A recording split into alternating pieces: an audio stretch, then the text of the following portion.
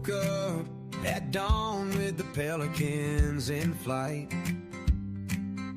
Coffee brewing strong by dawn's early light.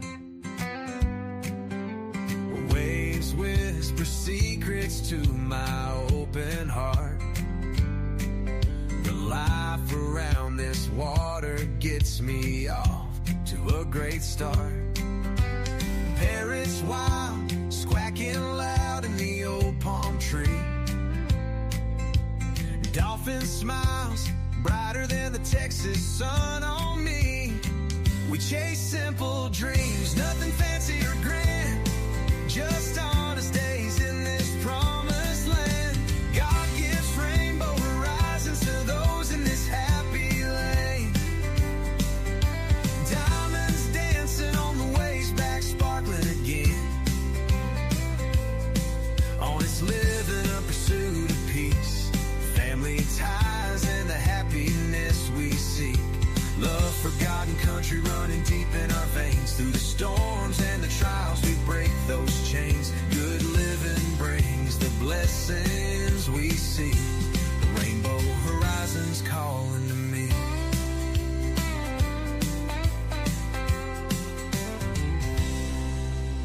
Living each moment, giving truth from the heart.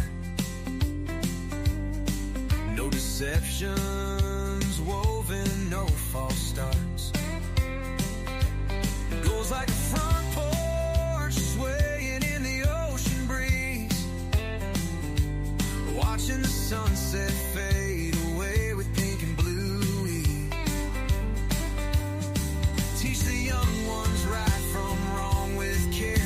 Hold them close when the world's unfair. In this Gulf Coast life we find our way, building memories that never stray. Oh, rainbow horizons after the rain. Diamonds dancing on the waves back again. Honest living in pursuit of peace. Family ties and the happiness we see. Love, forgotten country running deep in our veins. Through the storms and the trials we break those chains. Good living brings the blessings we see.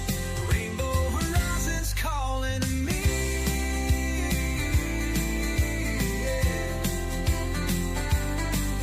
When the night falls quiet and stars shine bright, I thank the Lord for this humble light. For the flag that waves and the grace from above, filling our hearts with endless love. No riches compared to the peace we found in the tides we ride and the love all around. No rainbow horizons after the rain. Diamonds dancing on the waves back again. Honest living in pursuit of peace. Family ties and the happiness we seek. Love, forgotten country running deep in our veins. Through the storms and the trials we break those chains. Good living brings the blessings we see. Rainbow horizons forever free. Your rainbow horizons calling me. All right, everybody. I hope that you are doing great. I apologize for the sound. My microphone has gone missing because I'm clearly out of pocket. I am not on the Texas Gulf Coast today, though I wish I was. I'm sitting at around 7,000 feet, 8,000 feet, something like that. So I'm up in the mountains. And I have been, you saw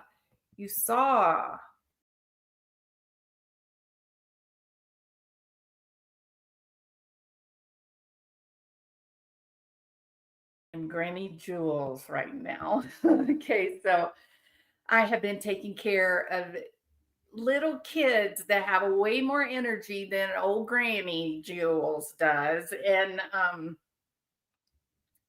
there is a reason that God doesn't give old ladies like me little precious energetic little cherubs because they make you very tired. So, but I'm having a great time. She is precious. She's cute.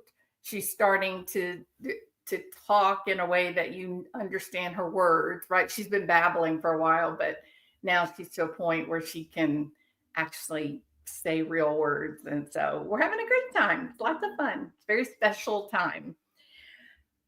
But I have been AFK from YouTube and I've missed you guys. So I really wanted to come on and say hello to everybody. And I am fully aware of all the drama and I have zero interest or use in the petty drama that is happening right now. Um, it is the YouTube aspect of it is quite petty. My personal opinion, I've lived it. If you are going to put yourself out there on a very public platform, there is something about people that are stable and have good mental health that they understand that not everyone is going to like you. There will be a group of people that will like you very much. There will be a group of people that dislike you very much. And then there'll be a group in between that can just kind of take it or leave it, right? They can just kind of, I'll listen to her if she's live. I'm not going to like get all excited because she's live, that kind of thing, you know?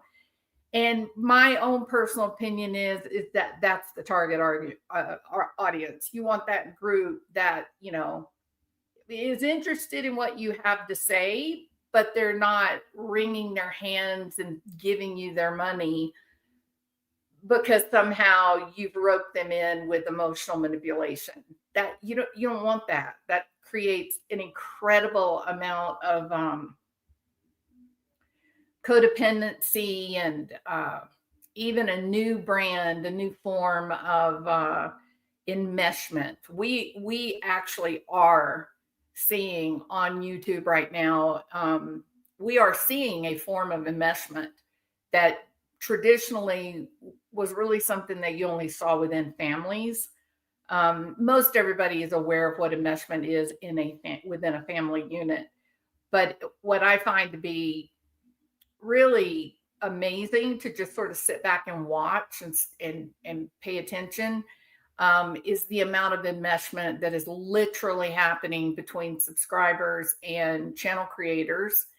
And, you know, it's not healthy. It's a bad thing for the people that are wrapped up in it. But those things are petty, in my opinion, when we're talking about the bigger world where you have to pay bills and you have to raise children and you have to not use drugs and alcohol, you know, to excess, because then really dangerous situations happen. And I am of the opinion that there are some really bad things that are happening, and I am very sad about it. It is my deepest hope that things work themselves out. However, the Jesus Cooper, I stopped watching all the drama a year ago, feel better for it. So Suze Cooper knows what I mean when I talk about this odd kind of new emerging form of enmeshment that we've never seen before outside of the family unit. Now we're seeing it among strangers, and it's crazy, right? So Suze Cooper was watching the drama. She was seeing all of it, and it was having a direct effect on her mental health, the way she was feeling, her mood. She gets away from it. She stops watching. She avoids it. Suddenly, she doesn't feel depressed anymore. She doesn't feel angry anymore. It's kind of magical. But I do think for people that are interested in social communication and the effects that social communication on social media, the effects that it has on mood. This is an area right now that is really rich with research. There is simply no question that the things that you are exposing yourself to on YouTube and TikTok, I guess even Rumble, these things are having a direct effect on you, the animal, whether you want to believe it or not. I ask you this. How long has it been me think of a good example. How long has it been since you and your husband have sat at your kitchen table or in your recliners and talked for 3, 4, 5 hours straight, the same conversation over and over and over every single day about one of your friends, about someone from your church? Every single day, you're sitting in a recliner, you're talking to your husband for 4 hours, the same exact conversation about one person from church, or one person from your, gardening club. How many times? Never, right? Zero. Never.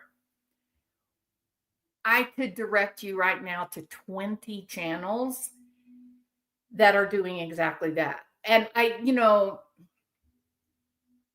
listened for a long time today, not today, last night when I was getting ready for bed into the early morning hours.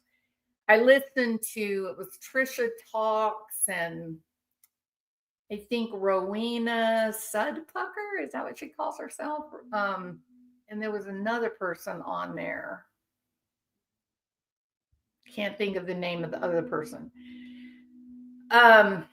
Listening to them talk, they were showing concern, right? They were showing concern about some things that are happening. And I thought, I believe them. I believe they're concerned. I believe they're worried. You don't have a 3, 4, 5 hour conversation and not actually feel what you're talking about. So I do think that, they meant what they were talking about. And I kept wondering to myself, okay, what is the dynamic here? What is happening here that this conversation that's been going on for more than a year, it still remains so important that it gets 4 hours dedicated to it? Do we not have anything else happening in the world that's of interest? It is really hard. It's really hard to understand. I don't understand it. And I'm not saying I'm great and I should understand it. I'm trying to learn. That's my position. I'm trying to understand and learn what it is that's happening. So enmeshment, narcissism, there's a lot of factors here that I think are fueling this. But the title of this live, a 20-year-old question has been answered. What happens to kids who are celebrated for just simply existing, never having to accomplish anything, never expected to reach a level of excellence? We're just celebrating them. The minute they come into the world, all of us adults are standing around ready to clap our hands and be woo girl. Y'all know what a woo girl is. I'm a woo girl. Woo! I'm a woo girl. This was a question about 15 or 20 years ago, as not social media, as the internet became readily accessible. And that was, if you lived in a big city, your dial-up was inexpensive. And so you could access the internet and you could access the rudimentary social media types of formats. There were people that were having these important conversations among universities and military, but with Microsoft,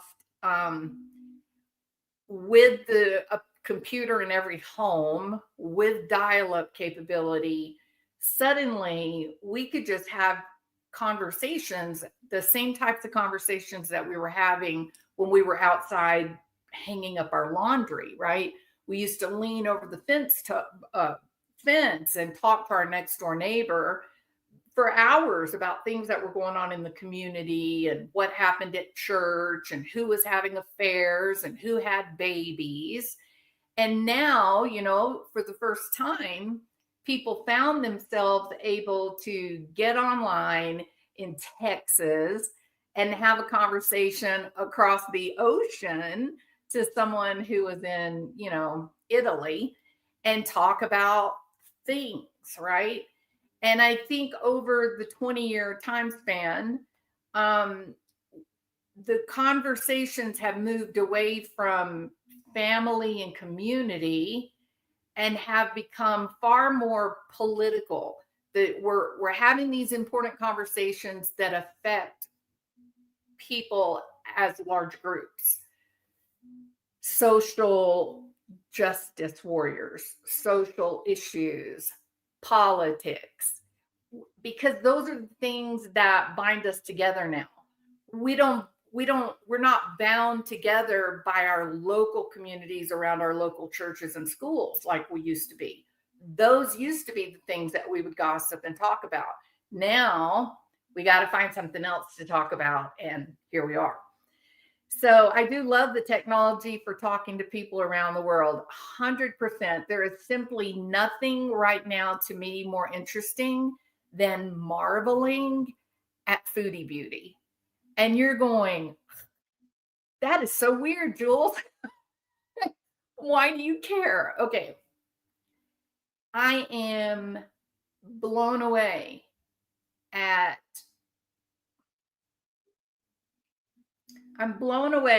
how this woman making $20,000 a month.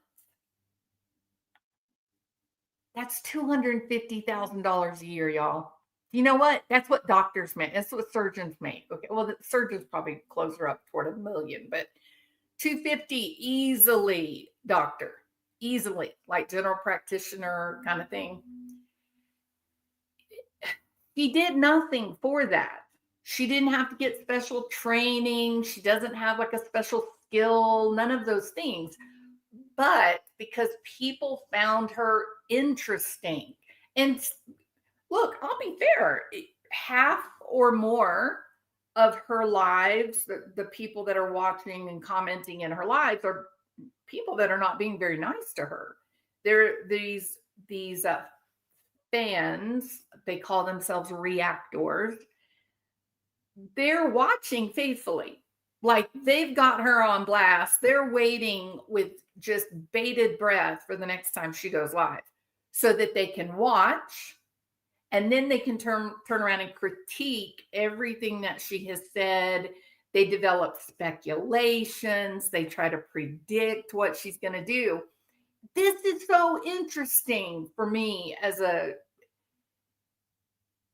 look, I'm not a social scientist, not a social worker.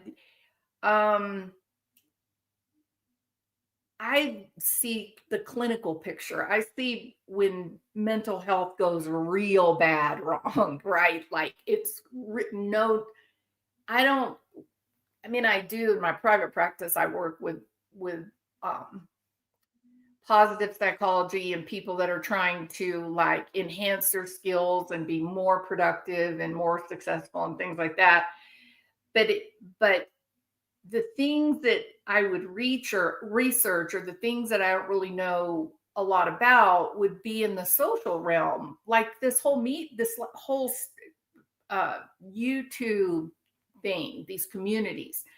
And I am blown away, fascinated that number one, this woman takes a $20,000 a month income and destroys it like craziness.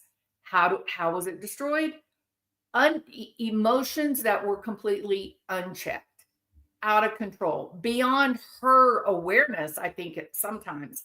And her need for affiliation and her need to be attached to a man, so great, so driven to have that man at her side, that she literally put her life in harm's way. Literally, I believe that. I'm going to tell you right now, I'm not a dumb woman.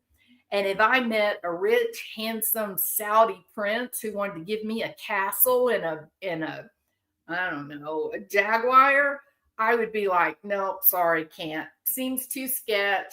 Nope, I got a lot to live for. can't throw my life away for pretend Cinderella. Can't do it. Sorry, not going to.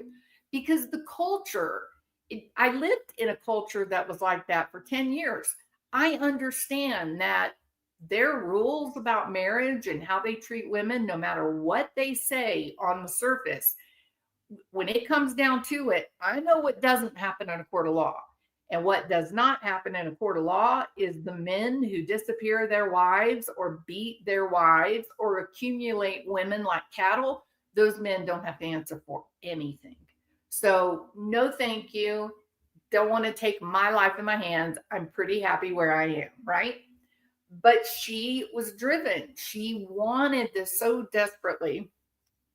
And she ends up going to Kuwait. And I thought, okay, well, Kuwait's definitely better, right? It's okay. I mean, it's not great. It's still Sharia law.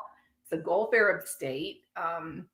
And but at least there's an embassy and there's good diplomatic relations. And if you got in trouble and you needed help, you could access help. Did my jaw fall open when she ended up in Syria? Absolutely. 100%. I thought this is one of the craziest things I've ever seen in my life. And I've had I am happy with the life I've had. I think I've had a lot of experiences and I've had a lot of fun and I've had a lot of shocks, a lot, currently experiencing one. And I just couldn't believe it. I couldn't believe this woman took a $20,000 a year. I'm sorry, $20,000 a month income with no education, no training, no skills, and traded it in to live in the slums of Dara, Al Qaeda Central. I would never have believed that I would ever see such a thing ever. And yet we did.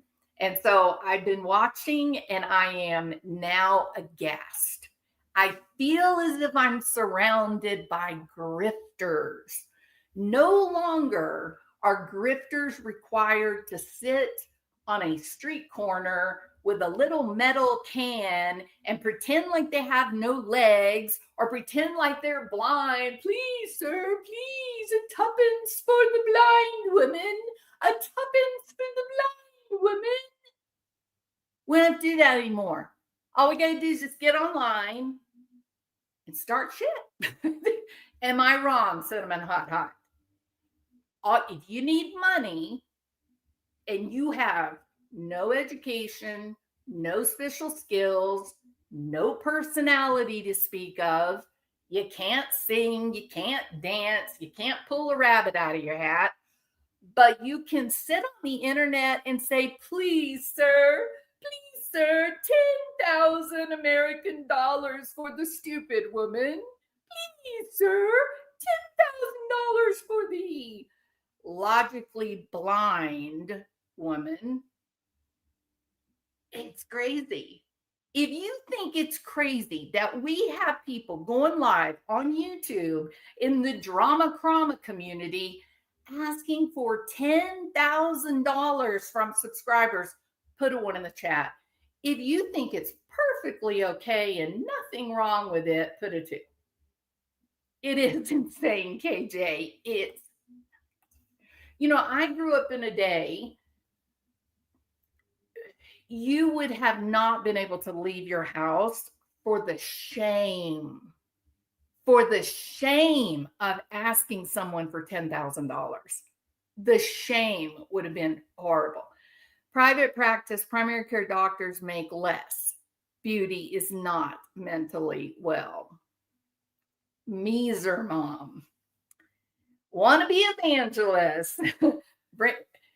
Look, that's the other thing I can't stand. Okay. People, grifters, psychopaths, narcissists.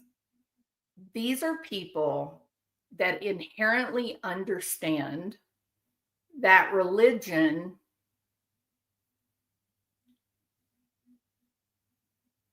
I'm thinking about how to say this properly. Religion is something that gives people instant faith, not in God, not in the Father, Son, and Holy Ghost. It gives you instant faith in the charlatan, right? The person who comes forward and says, Lord God, Holy Almighty, please, my children, gather around my children, please. We are going to have a little moment of prayer. We are all going to sit together as one, as shared Christians, and we're all going to pray that each of us is happy and healthy and safe. And it's okay for us to pray for money. After all, isn't money a resource that Jesus can give you? Oh, Lord, praise you. May the Lord make us truly grateful for the $10,000 that he's about to deliver into our bank account. Lord, glory, hallelujah. Okay, stop. Just quit. You get online and you preach about God and all the blessings that God can bestow upon you and yours or the subscribers or whatever it is. And you're doing this as a grift. You're using religion. I'm just going to say it. You're using people's faith in their spiritual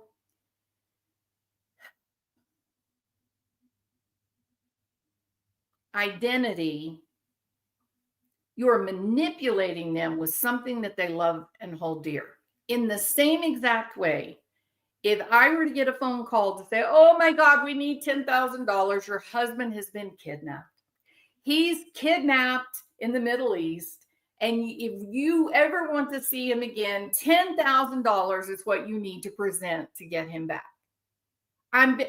The thing that I hold dear, the thing that I love, the thing that I identify with, the thing I build my life around, my husband, is now being used to reach the emotional part of me to cause me to more easily separate myself from $10,000. Using religion is exactly the same thing. You're doing exactly the same thing. Because people that are Christians or other faiths, Muslim, people that have a deep, unabiding belief in their spiritual reality, that when they build their life around a religious experience, and yes, a preacher or a mullah or whatever, when you start talking about that, they feel instant kinship with you. They feel like there's an instant bond. Well, I know I'm a good person. I know that I'm a Christian person and I live by the direction of the 10 Commandments or the rules of the Bible or the pillars of Islam. I do that. I'm a nice, kind person. I'm a gracious and giving person. And therefore, if there's someone else who talks the same things I do, talks about prayer the same way that I do, they must be just like me, except you're factoring out something completely wrong, okay? You're a true believer. You really do have faith and belief in a spiritual life, whereas these people just recognize it's a quick license to authority. That if they start preaching to you and telling you stories from the Bible and such, then instantly you're going to give them credibility. You're going to give them credibility. You're going to put them, you're going to push them up into a position of authority over you and your emotional decisions. So they relate to you first through the shared message, prayer, God. And then once you become a ride or die, once you're right there with them and you ain't going nowhere, then they turn around and say, I need $10,000.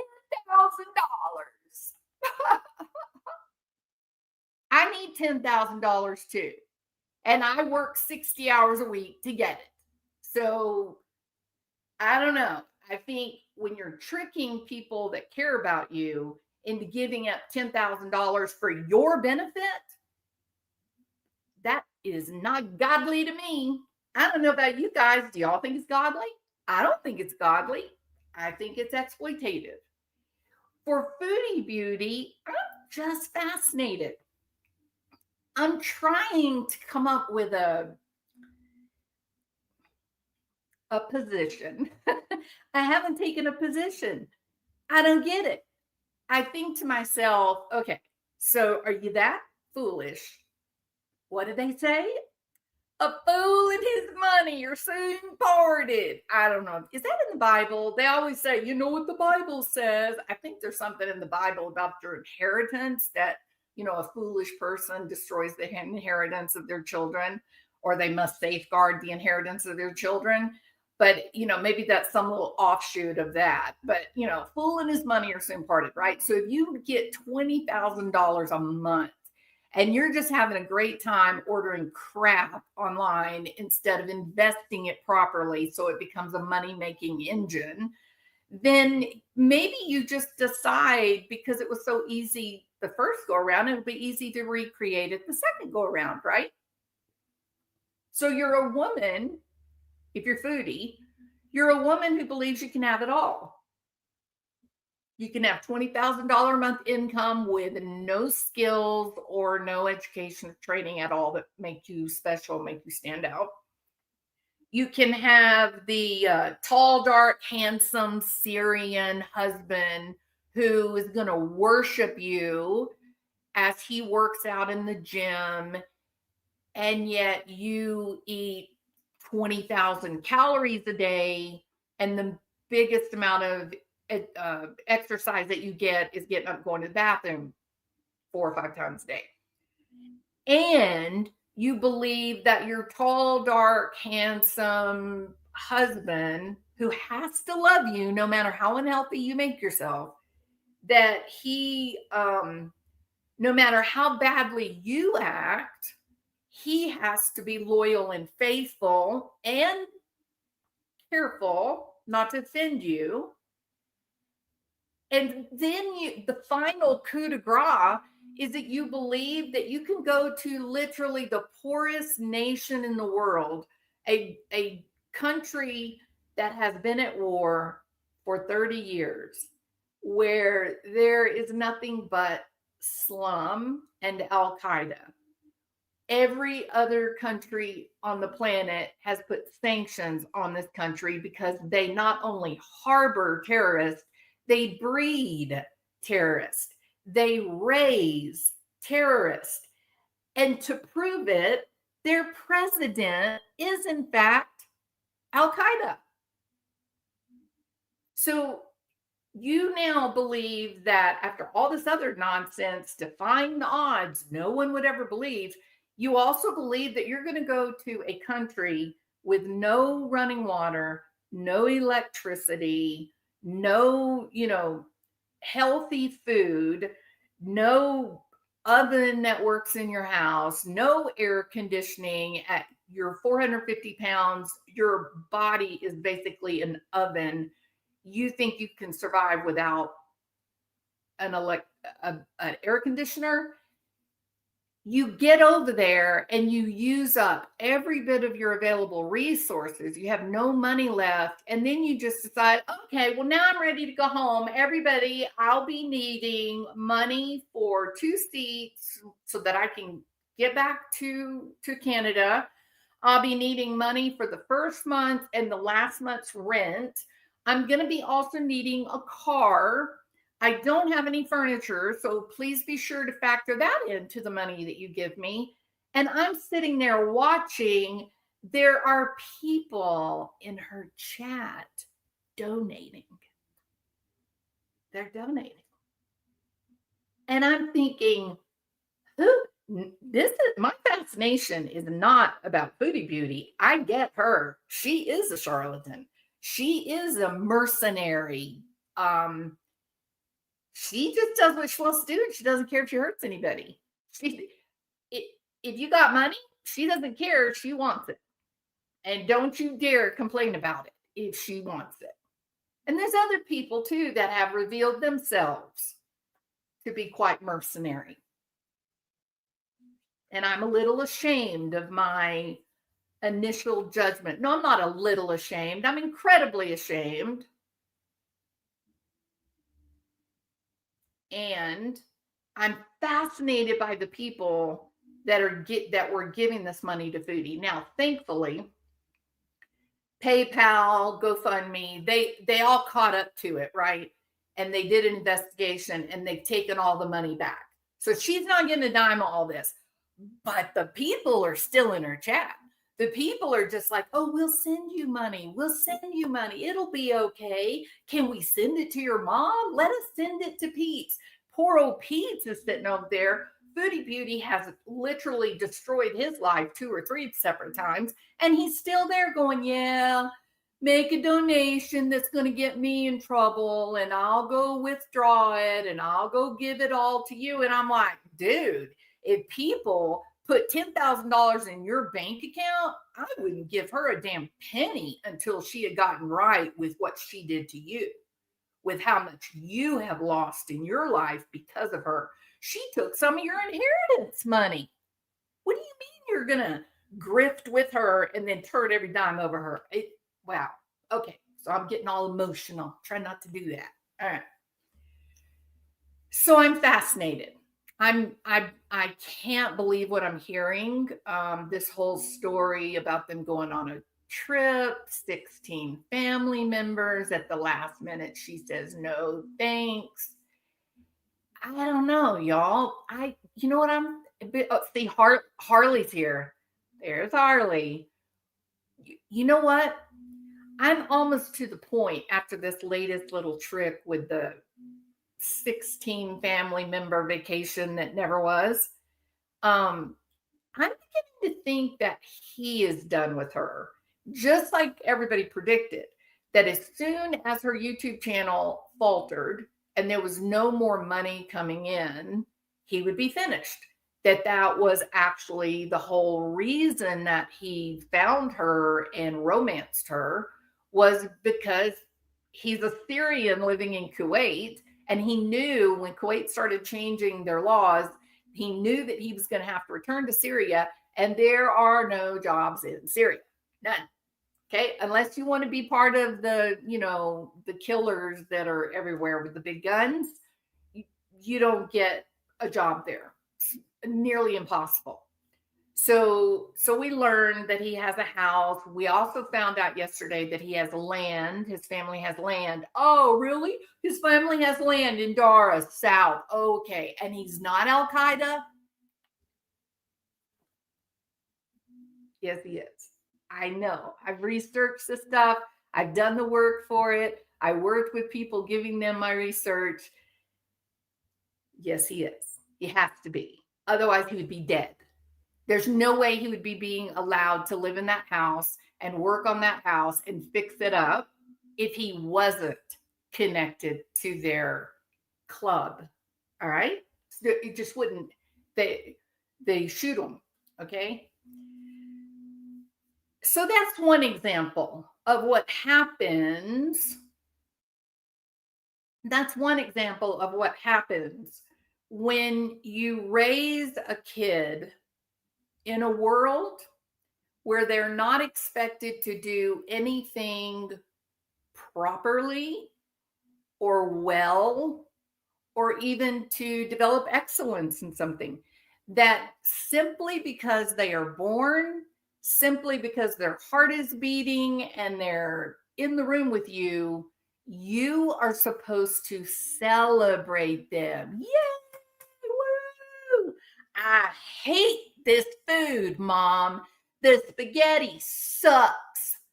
Go and get me McDonald's. Okay, I'll go. I tried my best. I tried to make it like you like it, but I'll go get a hamburger right now. Buddy, let me tell you something around my house. If I was told that my child didn't like my spaghetti, I'd make it clear very quickly my child didn't have to eat my spaghetti. but we ain't going anywhere else to get food. You'll never eat McDonald's if you're my child. You, I'm not putting that poison in your body. I'm going to cook you some healthy food. I'm going to cook you something that has vegetables and protein, micronutrients, right? And if you don't like it, then I'll make a determination of whether I think that you can go 8 hours without any food. It'll be your choice. Here's a nice variety of healthy, fresh food. Some of it's cooked, some of it's a fresh salad. Every single meal, we cut up fresh fruit, and there's fruit available. So if my kid is such a brat that they're demanding that they refuse to eat anything but McDonald's when they have all this fresh fruit and fresh food available, am I going to be worried about my child starving or getting mad at me? Or am I going to be worried about, no, we're going to be healthy. I'm not going to go waste my money at McDonald's. And you're being rude, actually. Don't tell people you don't like the care they gave to you. If someone makes you spaghetti, you honor them by saying, thank you for making spaghetti. You don't have to rave about it and say it's the best spaghetti you ever had. You don't do that, but you do have to be polite and just say, thank you for cooking spaghetti. I don't think I want meat sauce. I'm just going to put some butter on my noodles and eat the salad. This belief among young mothers that not only will they not spank a child, okay, my kids were never spanked. I myself never got a spanking, and none of us have been arrested. None of us have developed drug problems. We're okay. We're not robbing banks, you know. But some people do feel that children need that correction, and you know, there's definitely safety rules. If you're going to spank, there's rules to keep it safe so that you're not just acting out your frustration on that child. And I am definitely of the, you know, opinion, because I've seen it work a million times, that you just tell the kid what's expected of them, and then you reward it. When they do what you've asked them to do, you reward that behavior. And kids, here's a secret.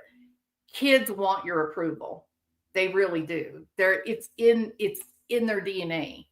And if you don't destroy that by ignoring your children, by hitting and screaming at them, calling them names, using horrible cuss words around them, if you don't destroy that desire to please, then you'll be blessed with a child who is a delight, even until they're adults. They'll want you to come stay at their house and take care of their grandchildren. We have to think about when kids are little and they're learning about the world, they're developing a baseline, they're learning the rules. And if they come to you and they say, hey, I'm hungry, and you go, just a minute, and then they come back 30 minutes later, hey, I'm hungry, just a minute. And then they come back again, hey, I'm hungry. And 2.5 hours later, this child still hasn't gotten an apple or a bowl of cereal or whatever, piece of cheese.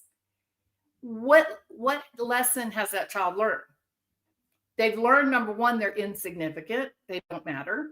That's first lesson. And that tends to make people angry when they find out they don't matter. When they have the sense that their life has no significance, they get really mad and they begin to demand significance, even if it's negative significance. Their behavior problem forms, right?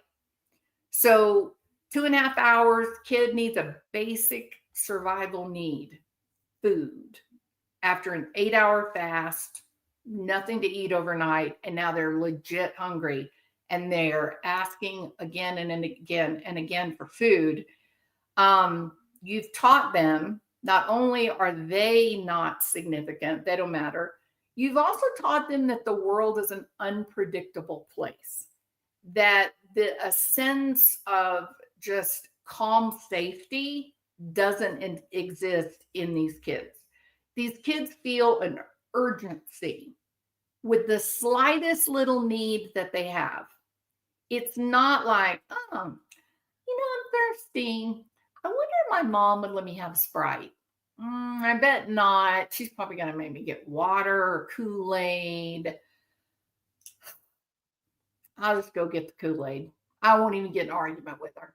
Or they'll think, she seems like she's been in a good mood. I bet she'll let me have a Sprite. That is that soft confidence that I'm talking about. For a kid who's raised in a home where they're seen, their needs are responded to, they matter. There's a quietness in them that causes them to seek out, or they learn to self-advocate. They learn that if there's something that they desire, something they need, that they have a good chance of getting it themselves if they try multiple approaches. That grows into confidence, doesn't it? And we know that with confidence, people's performance levels dramatically improve.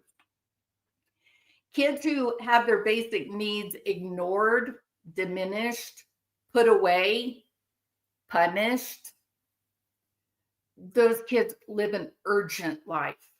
They're urgent internally. There is no soft quietness where they can get in bed at night and lay down and go to sleep, because they know that there'll be no yelling and fighting. There'll be no disasters waking them up in the middle of the night. There'll be nothing dangerous happening in the house, so they can lay down and be quiet. They can lay down and be quiet knowing that when they wake up in the morning and they're hungry, there will be an avenue to food. They're not thinking about, I wonder if there'll be food when I wake up in the morning. It's that fear is not there. They welcome bedtime. They welcome the safety of getting into bed and covering up with their nice, clean, warm sheets and blankets and falling asleep and dreaming about all the things that they learned that day. But kids that are ignored, kids that are pushed aside, kids that don't have their needs tended to, they live a life of urgent, anxious distress. It's one of the worst things about alcohol and drug abuse in a house where there are little kids growing, not teenagers, but younger kids. It's not the unpredictability that comes with alcoholism and drug abuse, that people's emotions take center stage. They become very powerful. And so the house can be very quiet and calm and nice, and everybody's doing their thing. And then just because of one tiny little thing, you've got somebody jumping up and screaming, God, DA, blah, blah, blah, blah, your mother, blah, blah, blah. And it's terrifying to the little kid. The little kid feels like you and I would feel if there were suddenly bombs dropping on us outside. They can't make sense of it. They don't it's antithetical to their basic DNA of survival. So it's also a terrible thing for a child to grow up in a house where they say, I'm hungry. Okay, leave me alone. I'm hungry. Leave me alone. I'm hungry. Here, eat this candy bar. I don't want that candy bar. I want that. I want that big Coke and ice cream. Okay, just get it. I don't care. We've heard those houses, right? That indulgent but unpredictable environment is actually the worst, the harbinger of the worst outcomes when it comes to parenting styles. The home where the parent is sometimes available, sometimes responsive, and other times overly indulgent, and then other times very authoritarian and abusive. Those kids grow up, again, I'm back to that sense of urgency, the lack of peace. They don't know what to predict. And therefore, they're constantly on guard, as if they were walking through a jungle that was filled with hungry lions or, I don't know, tigers.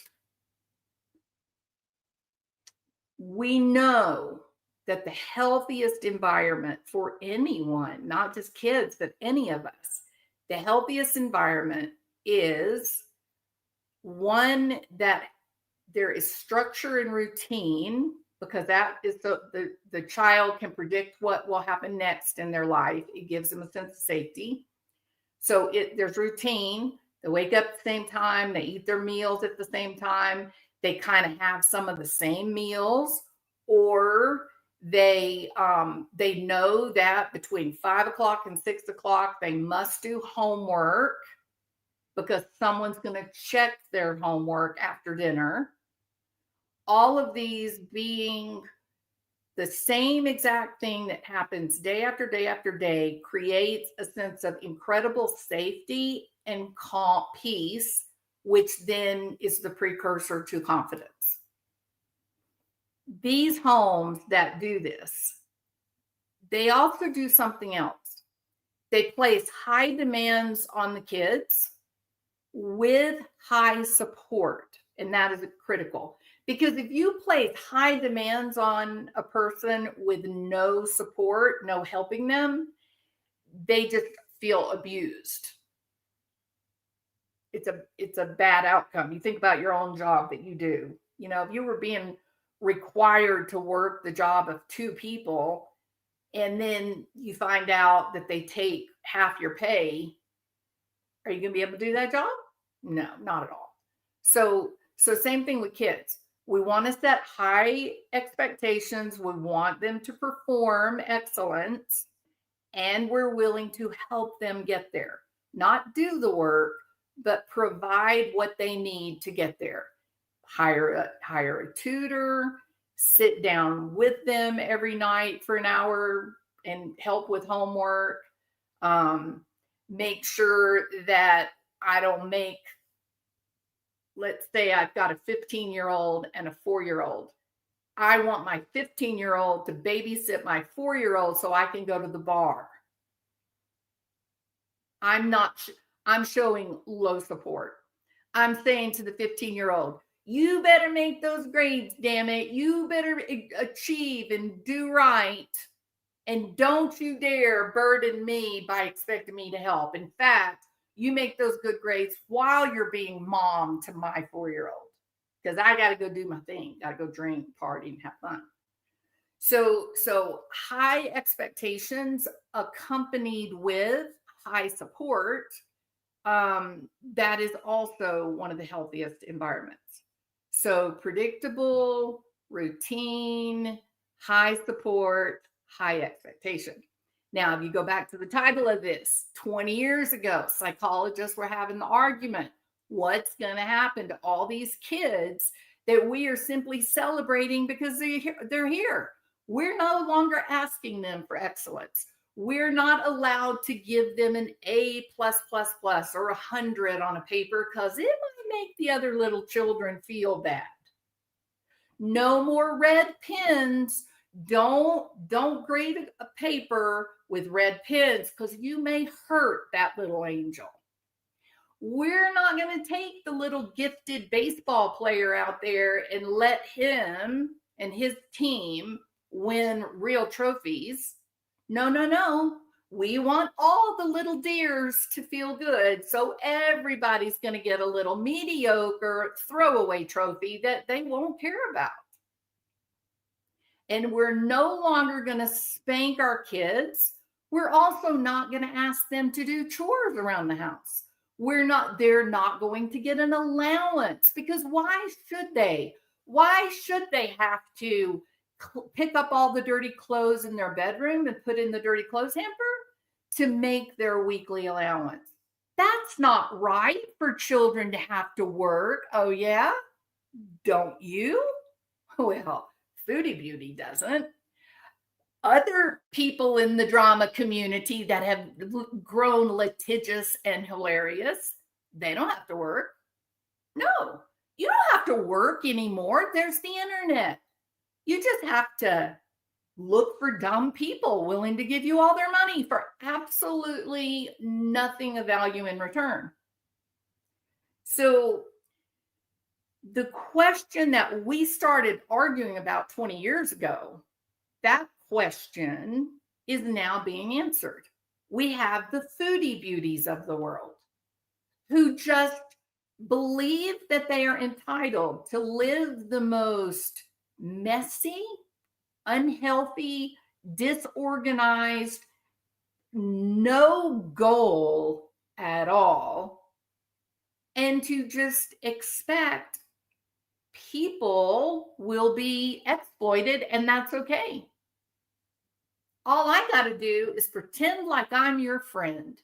I'm going to pretend like I'm your friend, and you're going to repay me pretending friendship by giving me your little bit of Social Security money or the money that you have left over at the end of the month that you should be saving for your own children or your own old age. We're just going to give it to the dumbass who wants to sue everybody for something I'm not a part of.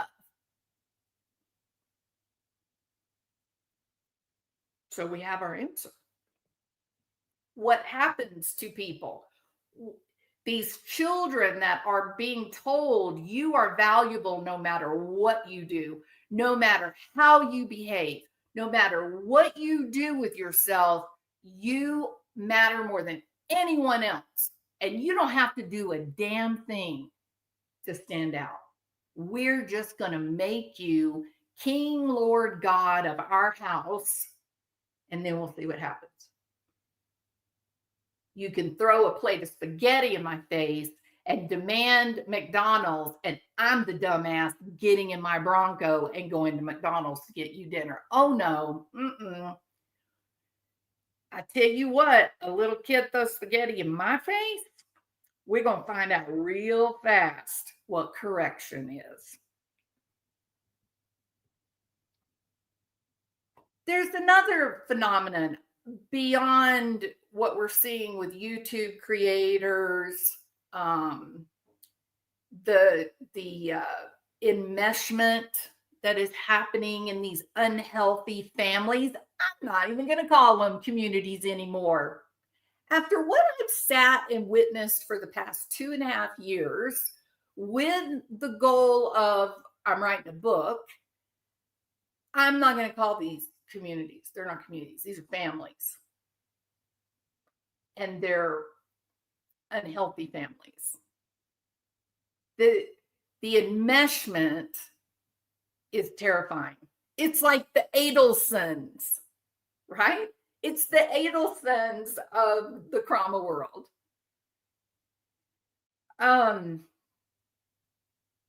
So we have Foodie Beauty, who believes that she can live her life with no accountability, no goals, no structure, with 100% belief that she can manipulate people to give her $10,000 and has no shame asking for it.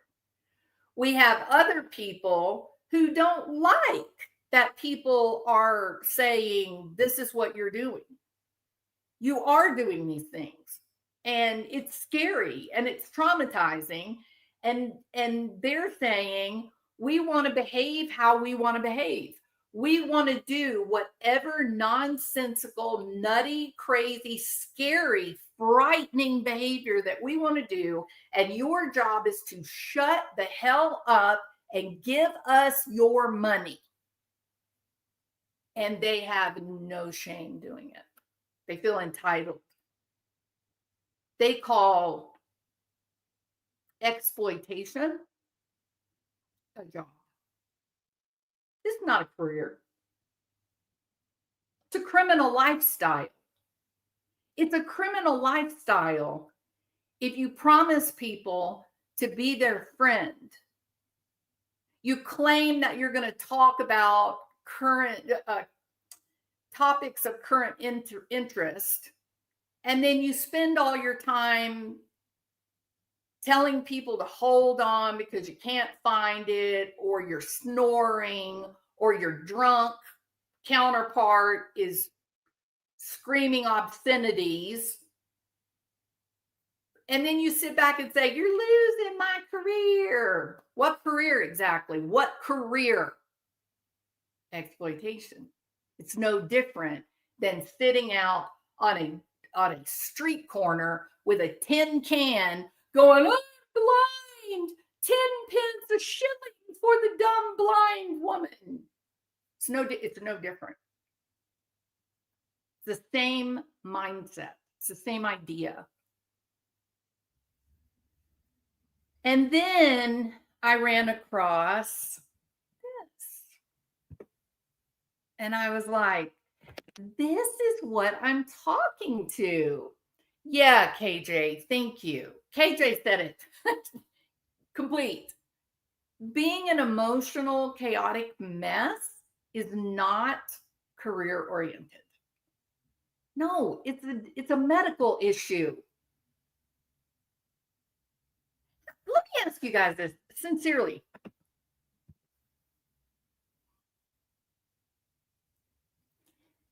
It probably doesn't happen in today's world because our money is all on a little card and we can get on our phones and we can transfer money around from account to account, right? But do you remember the day when if you were going to be traveling, you had to get cash?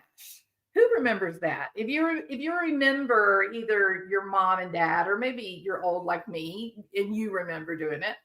If you were going to be leaving town for a week or something, you had to figure out about how much money you were probably going to need, add a little bit to it just in case so you don't run out of money. And then you'd spend the whole week extra, double, triple checking that you hadn't misplaced your money. Who remembers that? Hey, Petty Kitty, good to see you. Oh, addiction of money stuffing. Don't I love that? New DSM. Yes, I like it. The addiction to money stuffing, the big empty hole in their soul. Thank you. I'd be so humiliated if I came here and said, I need to file a lawsuit and I need your money to do it. Ugh. Would I come online and say, I'm hungry.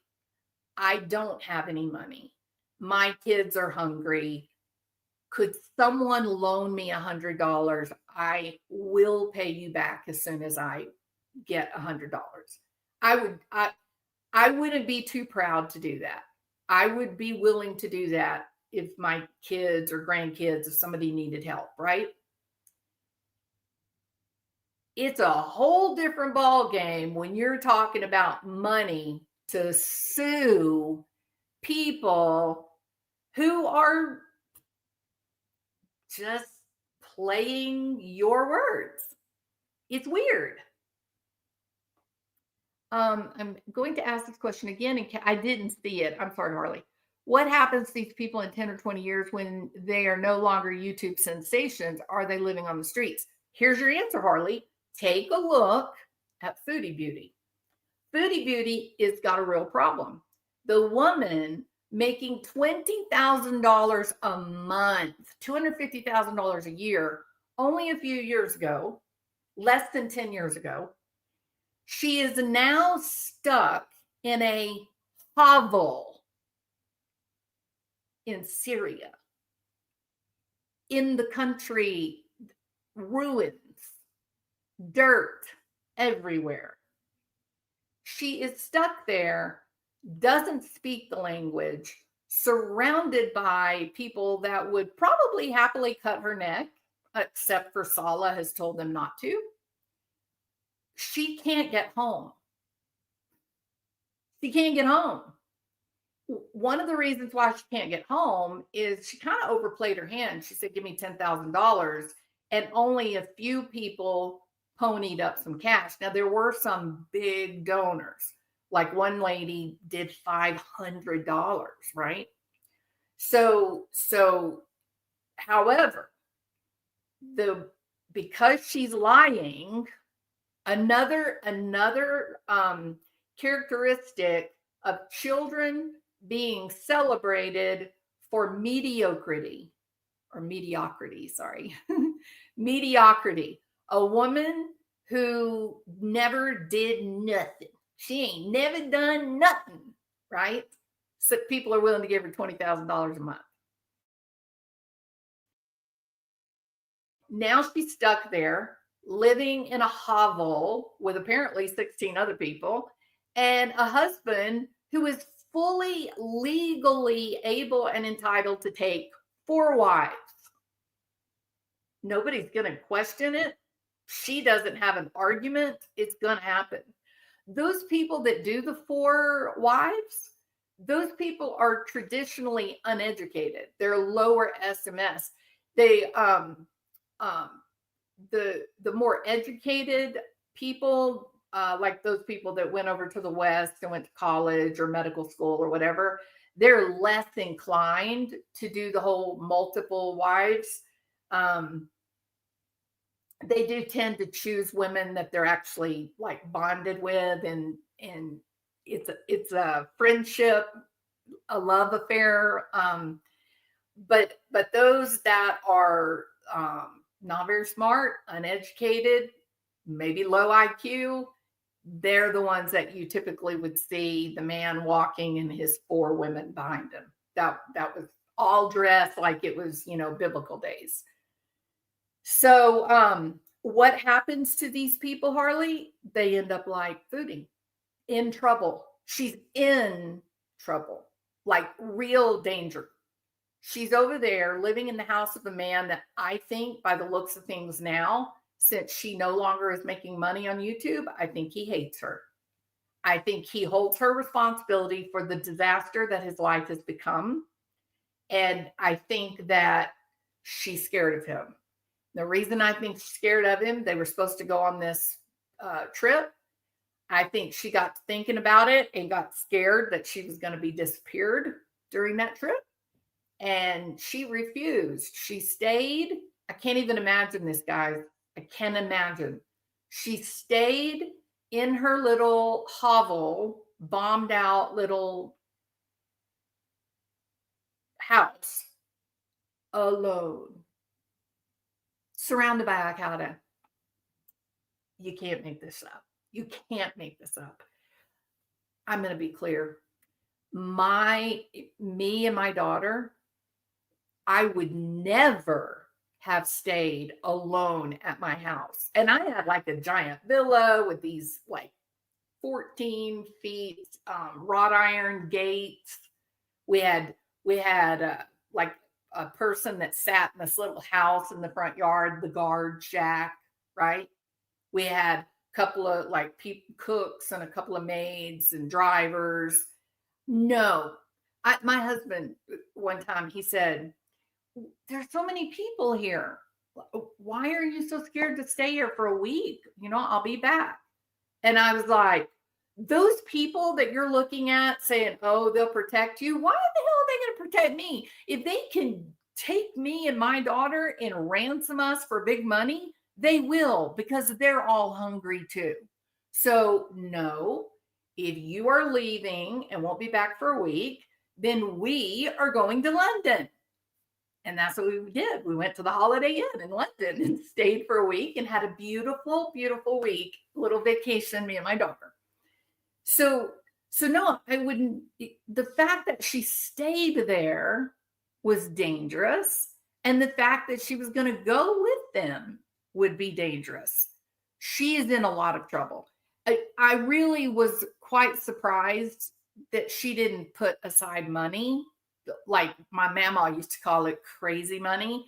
She always told me, she said, women got to have crazy money. When you get crazy, you got to have enough money to get out of town. That was my mama. Okay. My mama was the one that taught me you need your own bank account. Your husband doesn't know anything about it. You put enough money in there that you can always keep yourself safe. You should never, ever be in a situation where you got to go asking other people to save you. You are strong, female, you are intelligent, and you got to get it together. So what are you going to do, sister? Start saving that money, you need crazy money. And my daughter needs crazy money, and she knows to make crazy money. And then when I was in Egypt and I had a lot of Egyptian women that were working, I taught all of them, me and this friend of mine from Italy. We taught all of them how to get a bank account that people wouldn't know that it wasn't a man getting it.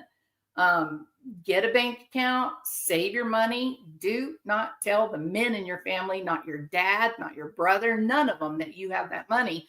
That's your crazy money. When things get crazy, you get the hell out of Dodge and be safe.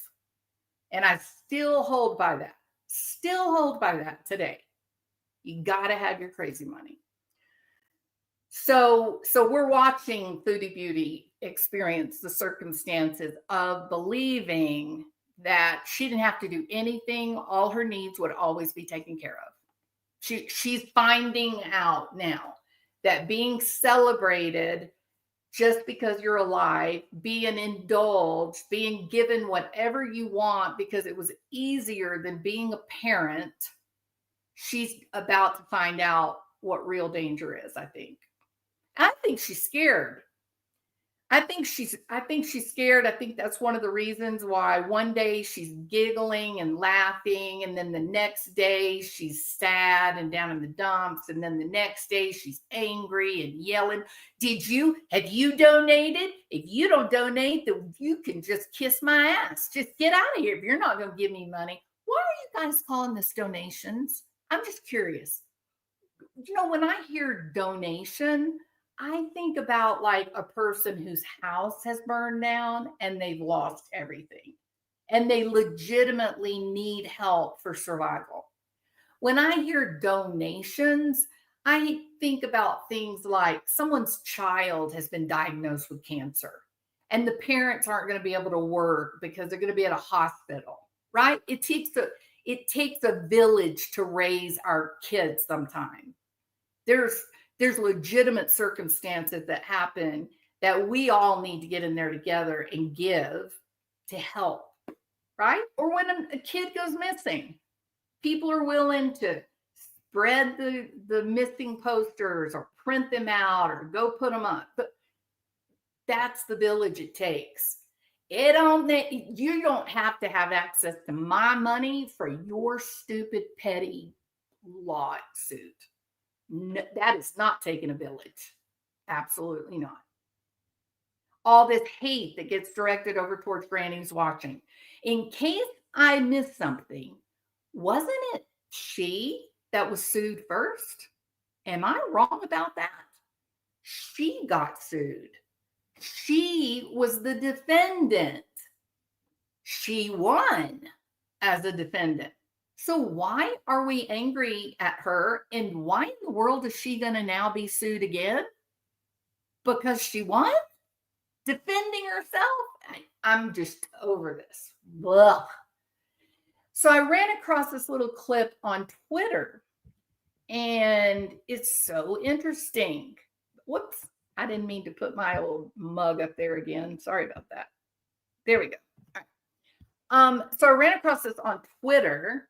And I said, aha, this matches with my topic today, right? It's a different example. So let's play it and then we'll talk about it. And please hit the thumbs up and subscribe if you haven't, or if you want to. If you don't want to, I guess not. But I hope you want to. Damn it. All right, so let's take a listen. On Wednesday, September 10th, when Charlie Kirk was shot, I posted a video offering him the same thoughts and prayers that he offered after every child was senselessly gunned down while at school. Within an hour, and before any condition was known on Charlie, I posted a follow-up video expressing why I felt the way I did, and even ended with, I hope Charlie Kirk makes a full recovery and goes on to become a gun violence advocate. Since if you have watched any of the videos on my page, you would know I stand firmly on not being violent, and that violence is not the way we are going to fix things in this country. Well, Okay, this woman has no training, none. You know what she has? She has an opinion, correct? She has no specialized training at all. about social violence or prison systems or litigation or gun safety or legal scholarship, like knowing about the Constitution of the United States of America. She knows nothing. Her boyfriend is an electrician. I'm sorry, I misspoke. He was an electrician. See, he's not an electrician today because she destroyed his company. Her right, her specialness, her celebrated life has led her to believe that she can go online, state her opinion, and celebrate the death of a man who was assassinated on live television. Her opinion said, my thoughts, my ideas, my opinion is so important and it is so special that it's my right to be happy that a man was assassinated, because he had a different opinion than I did. His opinion was different than my own. So I can celebrate if he's dead. I can be glad he's dead. I can use this as a, see, I'm right about private gun ownership. Since I posted those 2 videos, my life has been completely turned upside down, and I have been thrown into what I can only explain as literal hell. Okay, she's now living in literal hell, everybody. You see, she's in hell because of this. She has been told her whole life that she is special. She's been told her whole life that she's smart, she knows so much. Her opinion is always the right opinion. She has no training. She doesn't know anything other than what's happened in her own life. But she believes that she is so special that she can speak out to the masses, right? Millions of people, and taunt a dead man's wife and family and coworkers, the people that loved him. She feels so vindicated at this man's assassination that she is entitled to be happy at the death of a human being. It's her right. And our job is to unquestioningly celebrate her. See, when she originally came out with her first 2 videos, she came out with the videos and her air, her presentation, her facade was dramatically different than what you're seeing here. She was smug. She was smug and she was like giddy because she's right, damn it. This is a great day. The guy with a different opinion has been slaughtered. Yay, I'm right, you're wrong. Celebrate me. And when everyone reacted in horror, and I don't mean right wing, left wing, whatever, everyone was sickened by the idea that just because you say something, now they're going to start killing you. You can't say anything. I mean, think about what's happening with Granny's Watching. Isn't she she's being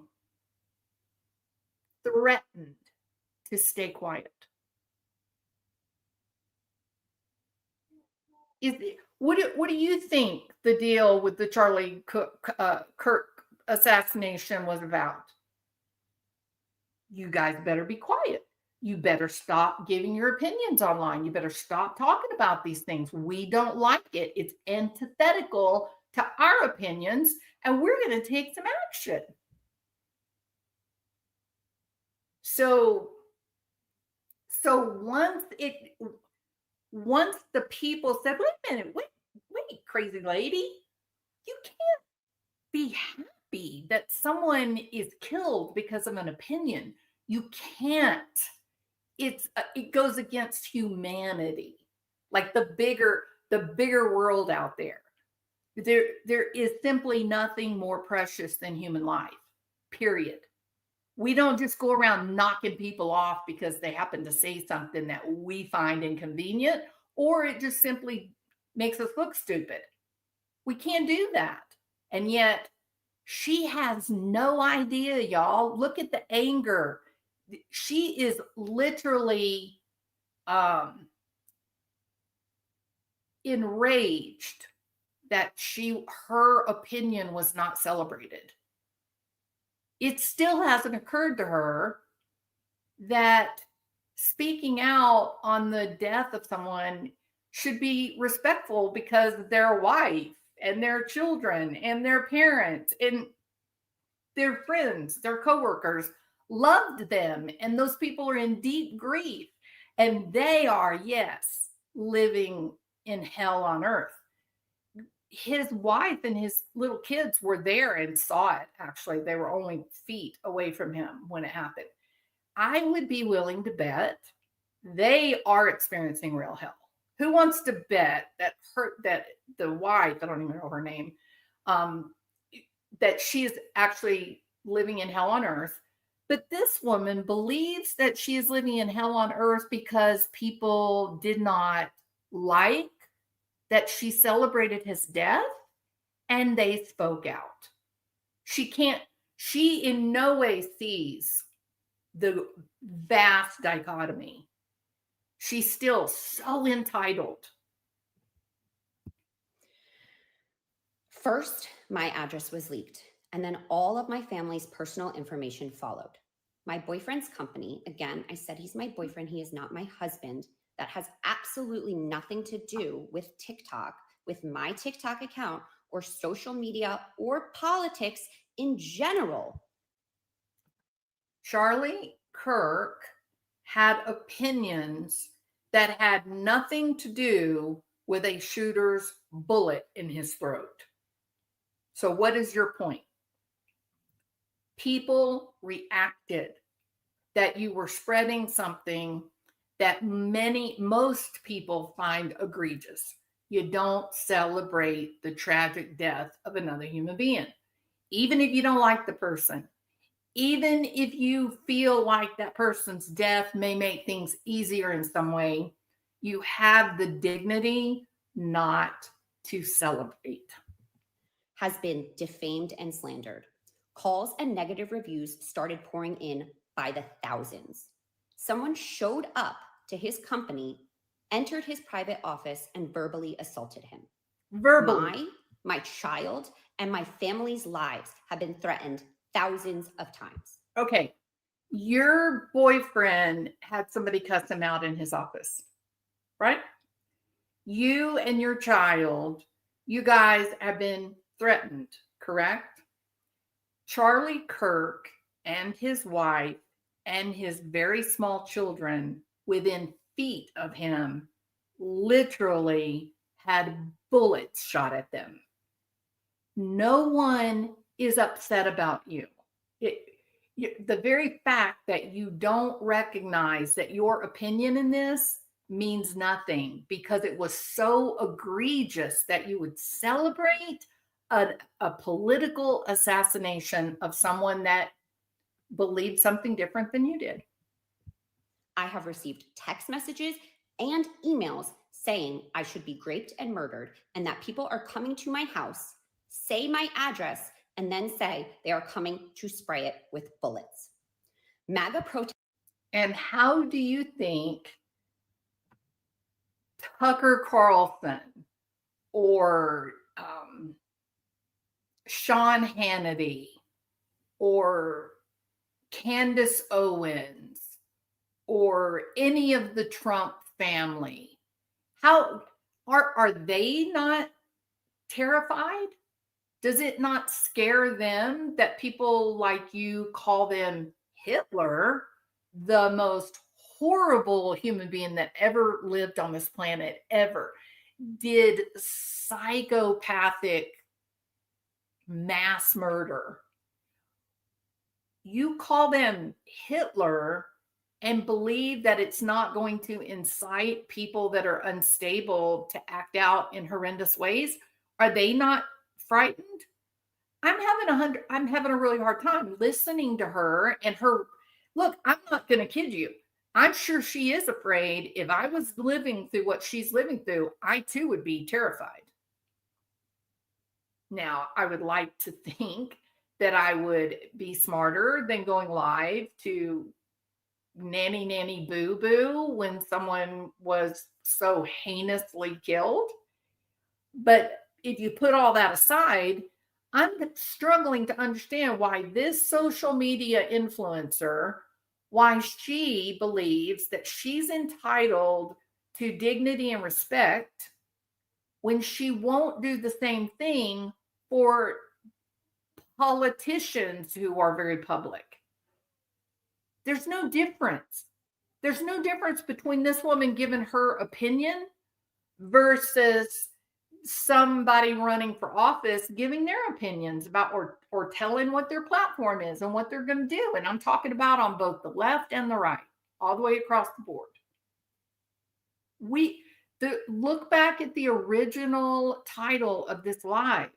What happens when you take a child and you raise them in a world where they are celebrated and they never have to work for anything?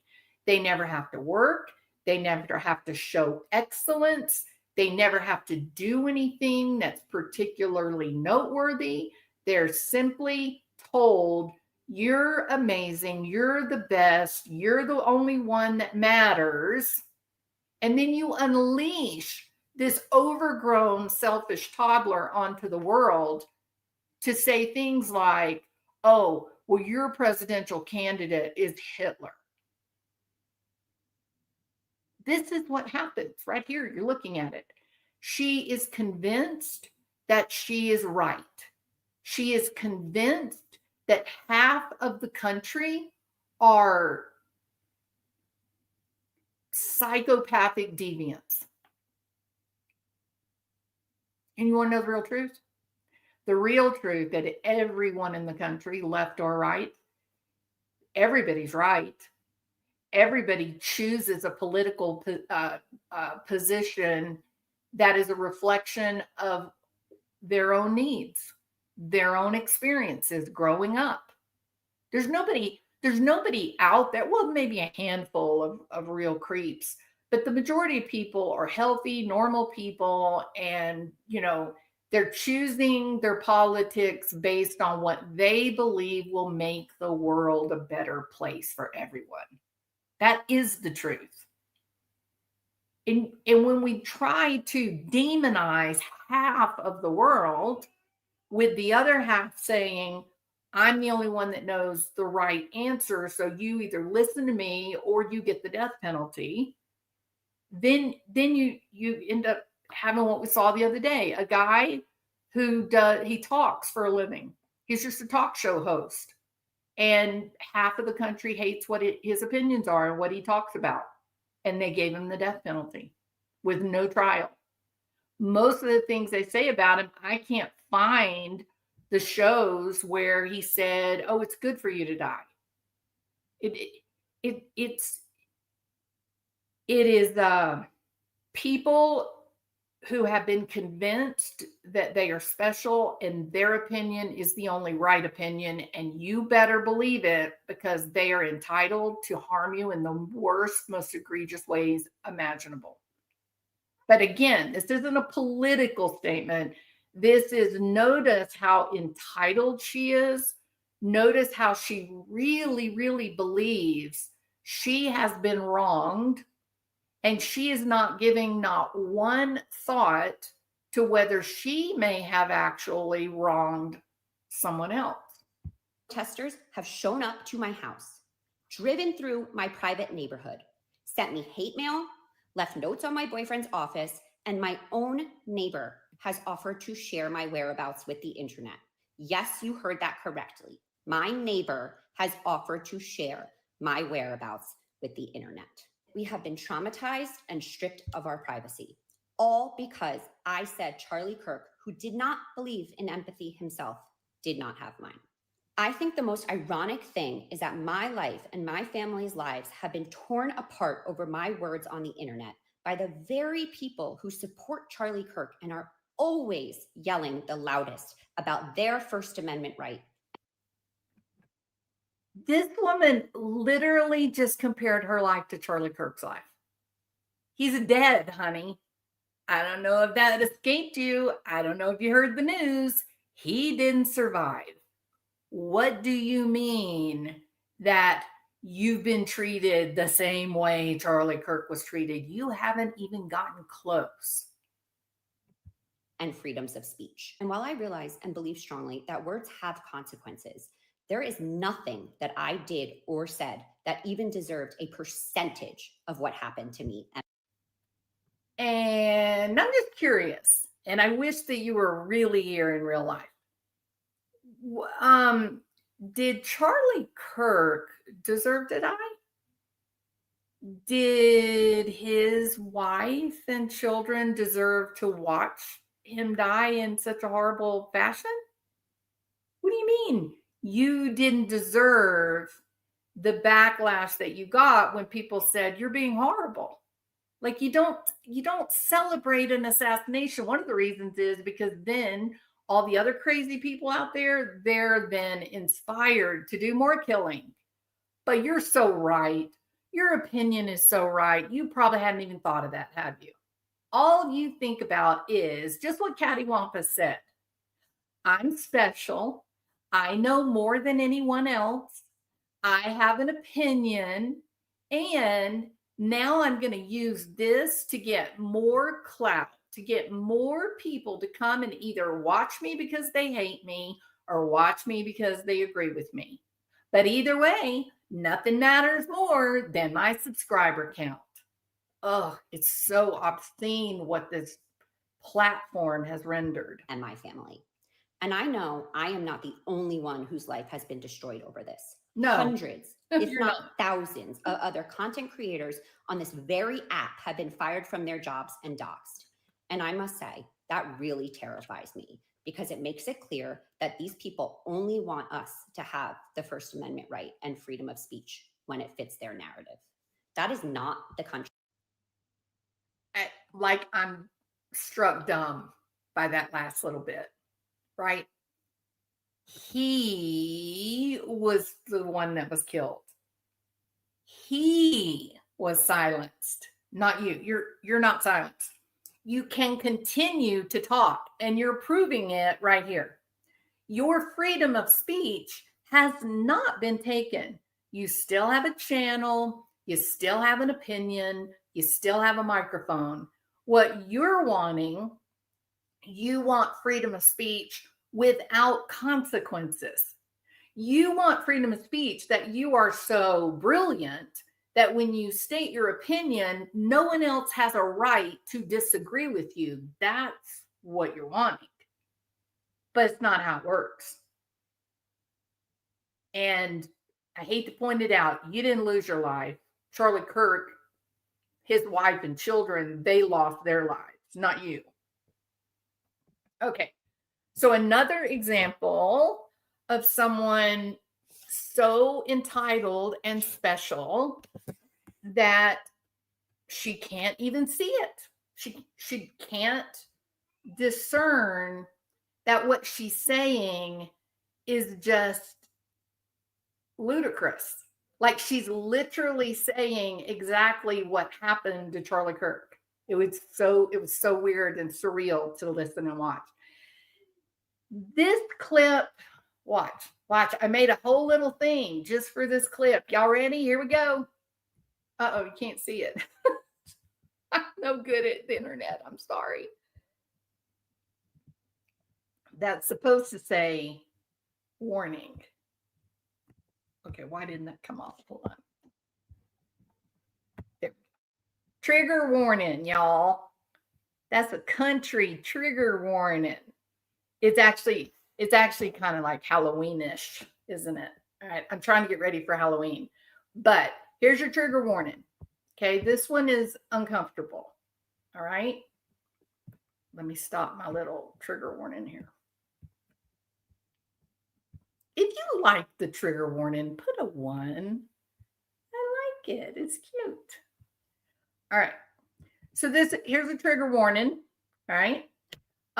There is some pushing and shoving of a large female. So that may bug you a little bit or make you outraged, and you may not want to watch this at all. But again, go back to the title of this live.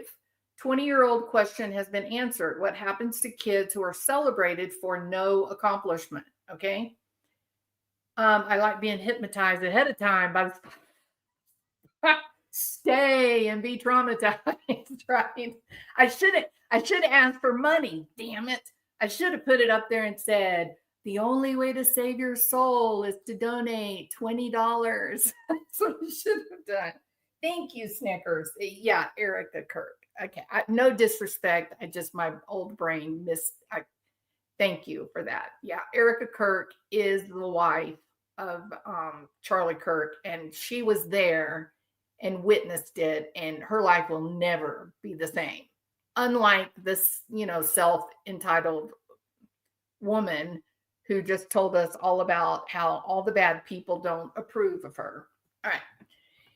This is another example, in my opinion only. They are at an ICE detention facility.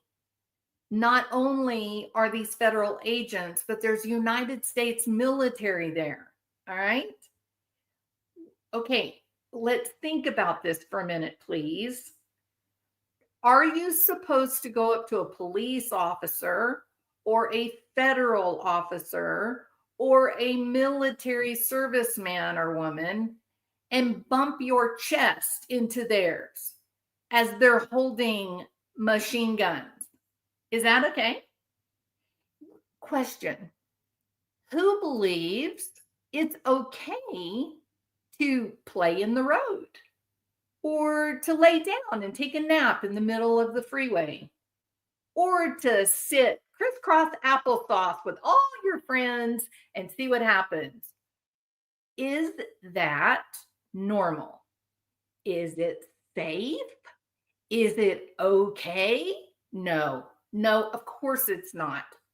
And the people that are doing it, in my opinion, are people that have been manipulated. They're people that have been manipulated into believing that they have a moral imperative to get out there and disrupt society. Once again, disrupt society because it's your right, or disrupt society with no consequences, because those are two different things. They're leaving out the consequences part, aren't they?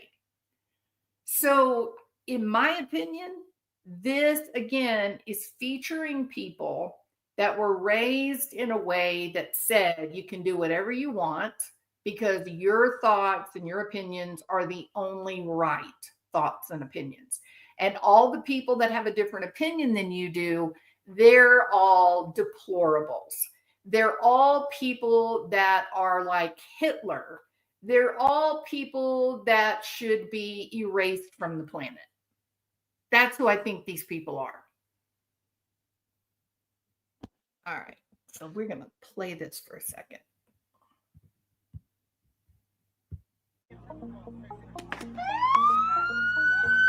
Notice the school marmish woman at the front of the van with a Johnny Depp skulls and crossbones flag. Yes, a black and white flag that has the skull and crossbones of a pirate, matey. I don't know why she thinks she's a pirate. Maybe she needs to be in a hospital. Maybe she needs the medication. But she's certainly demonstrating that she doesn't know what the hell she's doing. She's acting with a level of entitlement that should be jaw-dropping. Take a look at these military police guys. Do you notice how their faces are all covered up? Except the guy that's coming for her. They're not playing.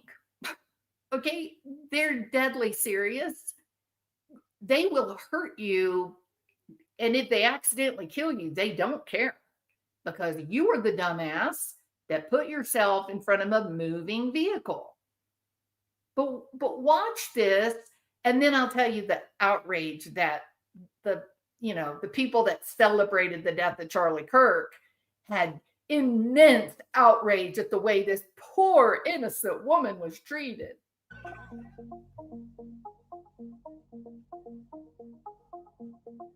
Ouch.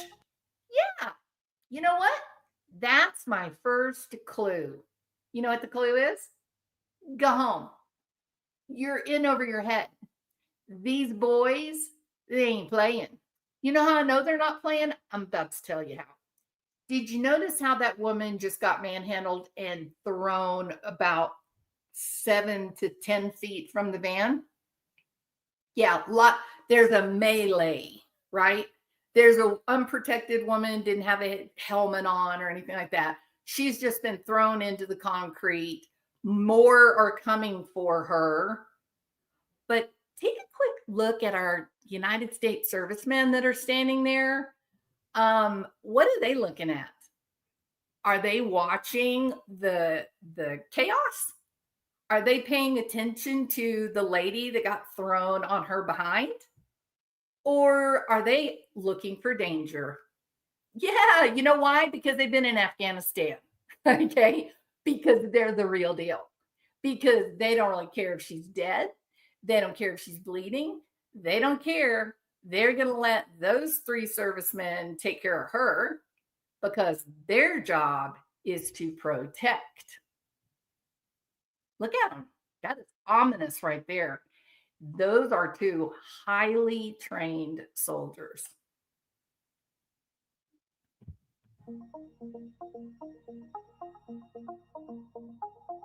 They close the gap. They come together, close the gap. They get their firearms ready.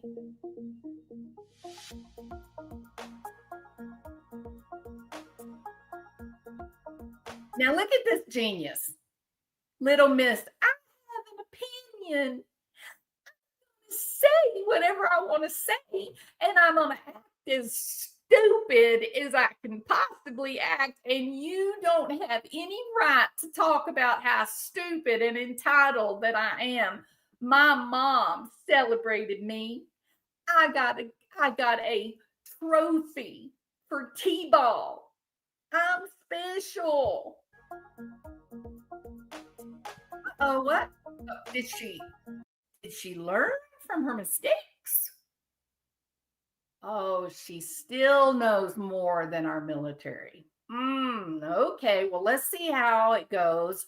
The second time she says, you're wrong. You're doing wrong. You shouldn't be here. I'm here to stop you, me and my pirate flag.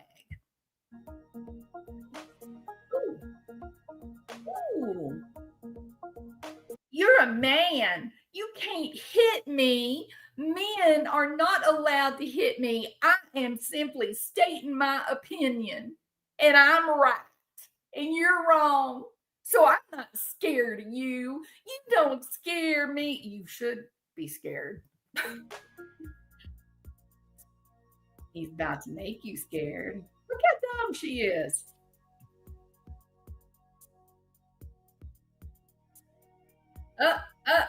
Look at her friends. Her friends are going, hey, this is not a good idea, sweetie.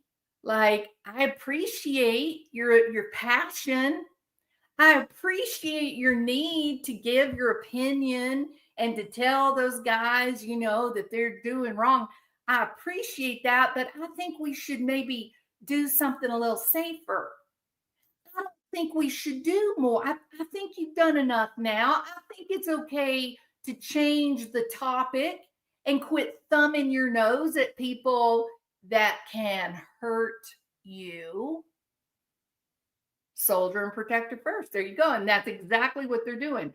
They're following the rules and laws of this nation, with the power given to them by the President of the United States.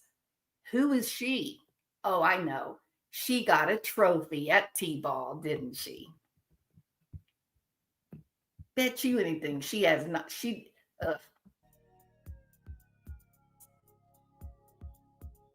They're literally dragging her, trying to save her dumb ass.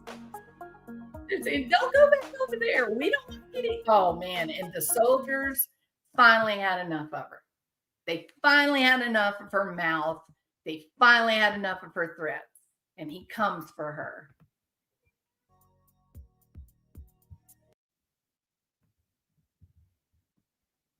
Hold on. Oh, it won't work. I don't know why. There we go. She's crying. She's crying. And she turns to go back. And the military have had enough. And they said, let me have her. I know what to do with her. She is an enemy combatant. It's the craziest thing I've ever seen.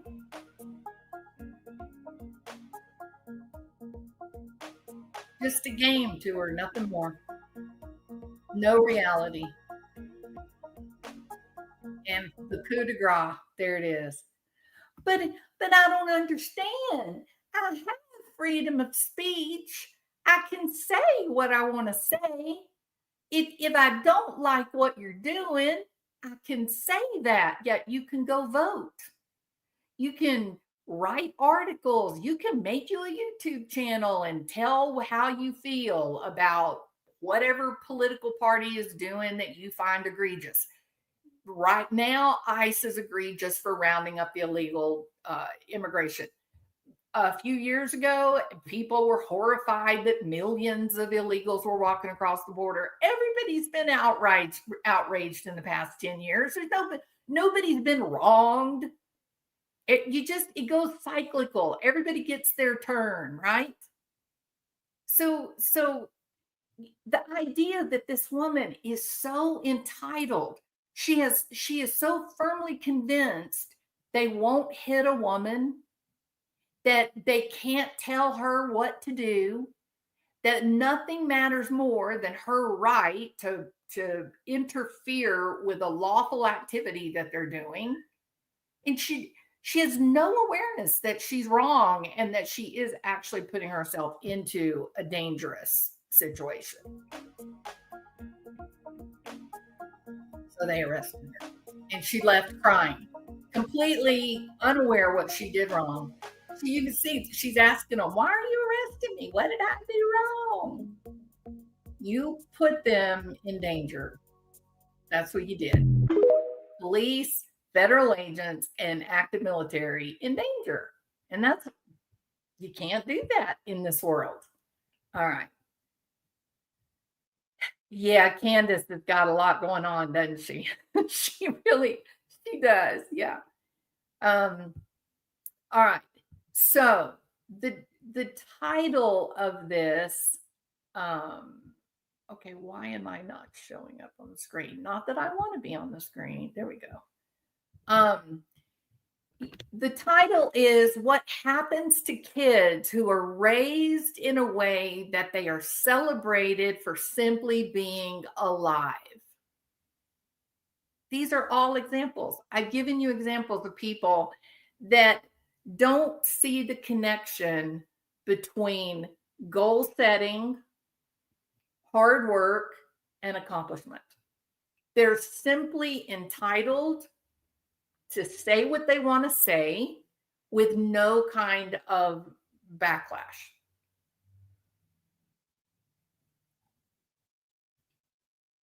Yeah, for sure. Yeah. No, I would be completely Alessia. She's it's like a conspiracy theory, right? She's developing conspiracy theories. Yeah, and a lot of people buy into it and they love it. That's how Alex Jones rose to, fame, I guess. So she's following in his footsteps. Absolutely. And a lot of people really, really love her because of the research that she puts in. She finds things and then puts pictures, or she either puts pictures up or she talks about theories or old religion. She's really hyper fixated, I think, on religion. Don't y'all think? She uses religion to explain a lot of this. A lot of it, in my opinion, goes along with the Illuminati beliefs. So, and she's smart. So the stuff she puts together looks like it makes a lot of sense, except why? Like, why in the world would why would Bibi Netanyahu care about Charlie Kirk? He's talking to college kids. That's all he did. He talked to college kids. So yeah, I see what she's saying, but then I'm like, but you've got a big flaw in your conspiracy. What's the point? It's the same problem that makes it hard for me to believe that Charlie Adelson was a part of the murder of Dan Markel, although I'm 100% in agreement and believe that Donna and Wendy did. Like, I know they did, right? There's good evidence for that. I just can't wrap my head around it with Charlie Adelson. Why would this guy have destroyed his life? He was the most selfish, self-obsessed millionaire of all time. Why would he throw it all away for a little sister that he didn't even really see very much? I don't know. It's hard. I don't know. There's a lot of that kind of stuff on the internet. So I don't know. She's hyper focused on religion at the moment. Her Macron research is not so far off. I had been side eyeing them since. But didn't she somehow look, to be fair, I don't listen to her. I've seen a few of these videos, like I thought the Macron, the few that she did on Macron, I thought were really interesting because we saw his wife physically attack him in the airplane. That was absolutely crazy, right? Like, that you would really see a world leader where his security would even let that happen. Like, it was weird as hell. So I thought it was her stuff that she presented on it. It was crazy. It was fringe, but it made some good points, right? It was kind of spooky. And she, to be fair, that's right, Grammy. So you have to remember this with the Charlie Kirk thing and Candace Owens. Candace was his friend, his confidant. Like, they texted each other back and forth. She worked for him. They were very, very, very close, good friends. So, she's in deep grief, authentic grief, and she has no trust in the United States government. None. And she's wanting to solve it. Who did this? How many people are doing that? How many people have you guys seen on the internet who are saying, oh, there's another shooter. Look at the dude that has the, what do they call it? The palm pistol. Did y'all see the palm pistol? A gun. It's like a circle, and then it has the barrel, and you hold it in your palm like that. The barrel sticks out like that. And so the round thing is here, and you hold it like that, and then you pull, and it's got some kind of gas in it, and it does, they really are a thing. And someone looked in the crowd, first row, and say, oh, look, that guy's got a palm pistol. Then there was another guy on the left side of the screen who supposedly had an iPhone that you could open it up and turn it into a gun, a pistol. And so they're blaming him. But nobody trusts the federal government anymore. Nobody trusts the FBI. Nobody ever trusts the CIA, I don't think. Exactly, Grammy. Yeah.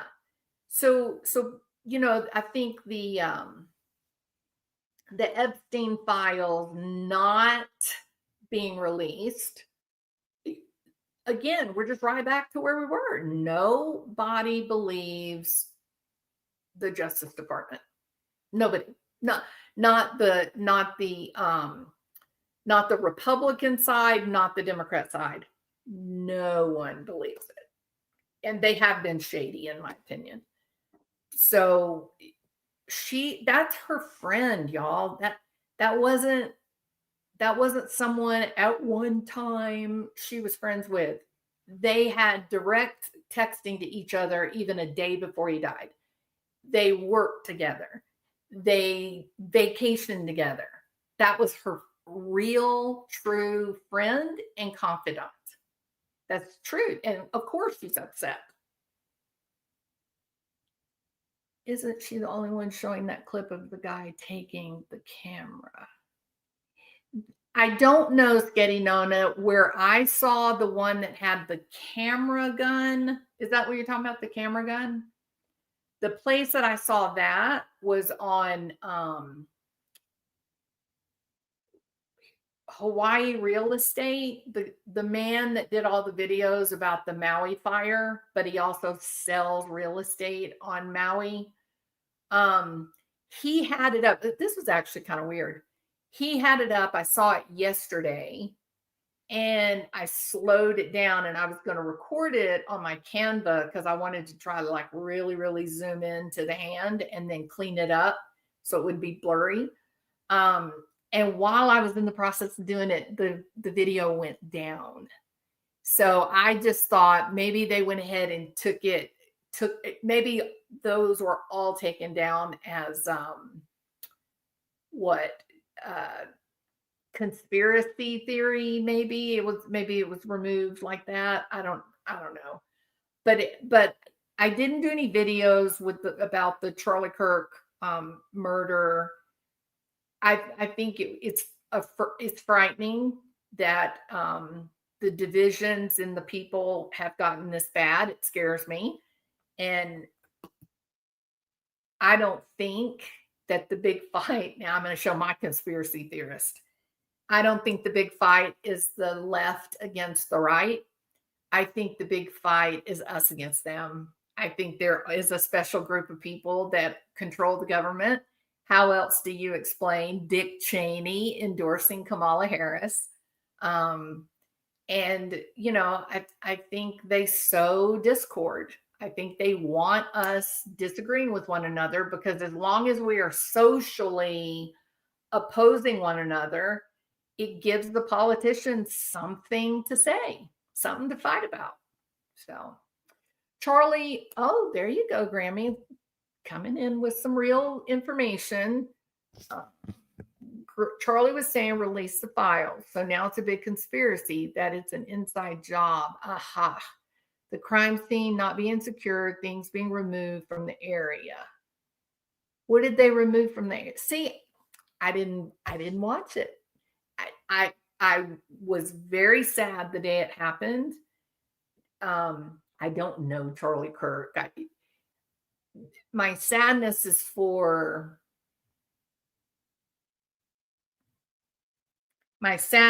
because we're so divided. And I don't know. I mean, really, if you look back over history, there's only one other time that it's been this bad, and it was right before the Civil War. I don't know how you pull it back. But we cannot start shooting each other. Like we can't. That's got to quit. That the reality is that the president, the office, not any one man, but the office, they don't have enough power to be Hitler. Their power is really limited. And yet the political messaging has made it seem much different, that we do have a political office that has unchecked power, and we just don't.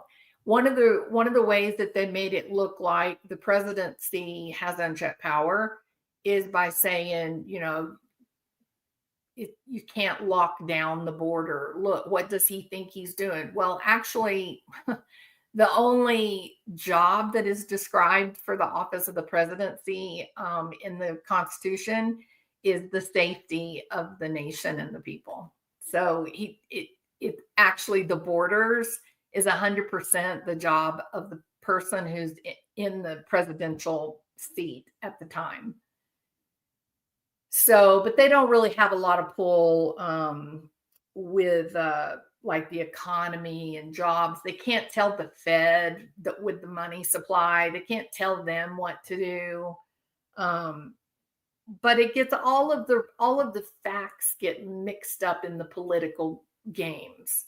And I don't know about you guys, but I am so weary of the political games. It's made it so unpleasant. It's everything. Look how unpleasant things are on the drama community, the drama community on YouTube. It's just sad. It's all sad. The nastiness that doesn't need to happen, all of it. I'm just weary of it. And I think one of the things that made me pull back from YouTube this time and, take a while away. I don't understand. Well, I do. I can't believe, let me put it this way. I realized that this person who was saying that she was being targeted and mistreated and all that, and that it wasn't fair, and all that this person really didn't want it to end. And I think the day that I had that realization, I felt really I really just thought I wouldn't even come back to YouTube. I wouldn't even make videos because it's just nasty. It's just dirty and nasty.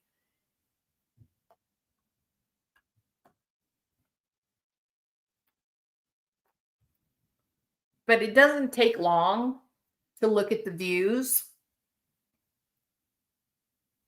And it's very easy to see that the bullying and the drama channel videos get a lot more views, which translates to more money than the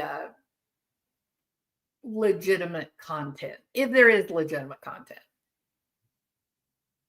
And I guess I was disillusioned. Maybe I'm a little too old to be to be disillusioned, but I was really disappointed. But that's that.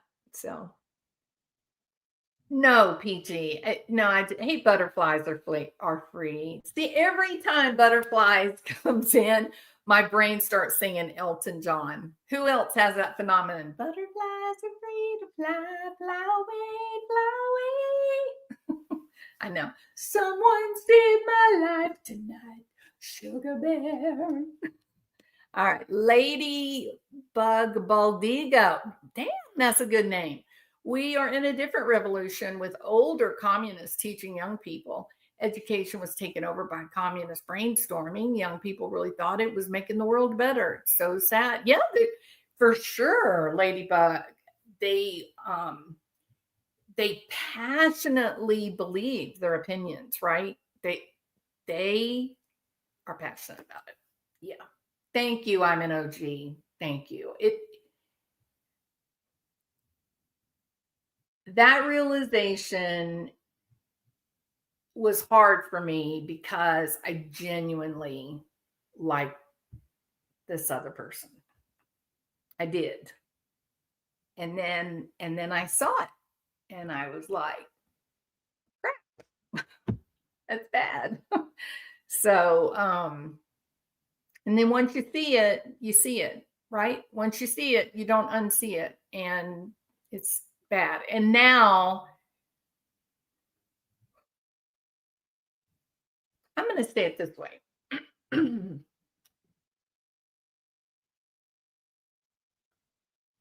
When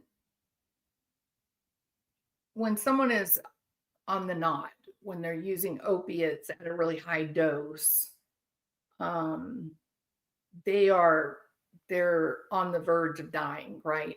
They're getting very low oxygen, and their breathing is restricted. Um,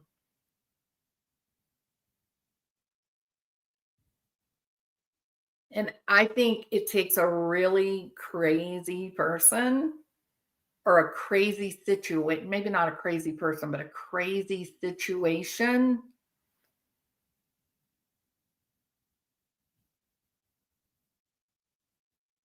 Like, let me ask you this question.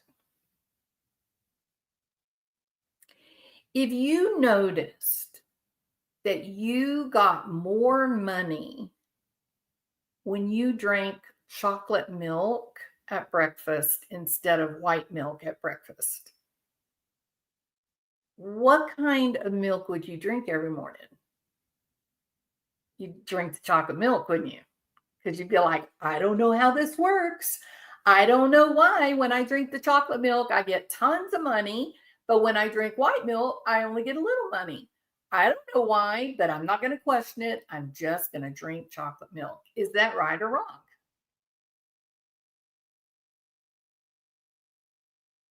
So, what if you start finding out that maybe some unhealthy behaviors are making more money?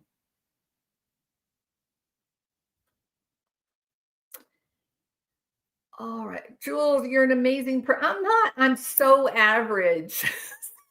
Not. I promise you. Um, you're not the only one out here who has made mistakes. I'm just glad you're done burning down your channel. I hate that it turned out like it did. I'm conflicted by it, and yeah, I'm really conflicted. And I've said it, I've said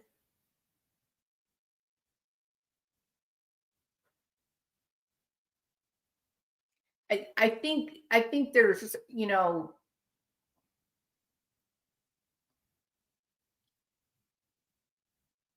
there's two facts.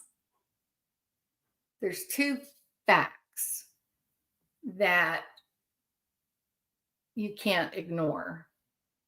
One of those facts is this: Granny's watching she was the defendant. She didn't ask for this. She was targeted. She was defending herself. And what that means is it took a lot of money to hire an attorney, right? And it just so happened that the way the judge looked at the situation, her attorney defended her. That she was not breaking the law. So I don't understand the anger that she actually successfully defended herself and lost money defending herself. Something she didn't ask for. She didn't ask to be in a lawsuit. So then you turn around with some petty thing and go at them again. Man, I was just nauseated by that. You know what that sounds like to me? For a family that grew up around sports, it just looked like bad sportsmanship. Well, when somebody wins, they win. When somebody legitimately follows the rule of the game and they just play the game better than you do, then they win, period. And now she's in a situation that now she's going to have to spend more money to defend herself. Yeah. Yes, Harley. Yeah. So that's a fact, isn't it? Yeah, here's what Rosebud, thank you. Rosebud said, and even if you don't like chocolate milk, but it's financially viable, you're probably still going to drink it. That's it, right? This is not rocket science. This is real simple. You want a little kid to do something for you, giving them an M&M. They'll keep doing it as long as the M&M sold out. So there are known ways. Okay, I'm going to stick with the 2 facts before I get sidetracked. Number 1, Granny's Watching's defending herself. There's no way around that. She defended successfully. Now she's having to defend again. And I find that revolting. Absolutely revolting. The second fact is you actually did exactly what you claimed you didn't do. And that is you took a traumatized child to try to hurt a mother who's a YouTube creator. There's no way around that. You don't talk yourself out of that. You don't gaslight your subscribers to kingdom come. You did it. And I don't know how long, like sincerely, I don't know how long I was like, no way she did that. Nobody would be that gross. No, didn't happen. Blah, blah, blah, blah, blah. And then there's the video. There's a video. You can hear it. And I'm sure that you sued exactly the person that has the video to prove it. So I don't know what you think you're going to win. It's the weirdest thing I've ever seen. And I don't care about any of that other stuff, but you owed an apology to that creator. That I believe that in the depths of my heart and soul. You didn't take the creator's bad behavior and attack her with it. That's not what you did. You took an innocent child and exploited their trauma. And there's no gaslighting, none that makes that right. Just not. If you have a brain and you can think clearly, wrong is wrong is wrong as wrong. That's all. Nothing else to say. It's simple. So those are like the 2 hard, cold, like no gray area truths that, I just had to say, I'm totally wrong looking at this. I've been totally misled. No, I'm wrong. So that's all.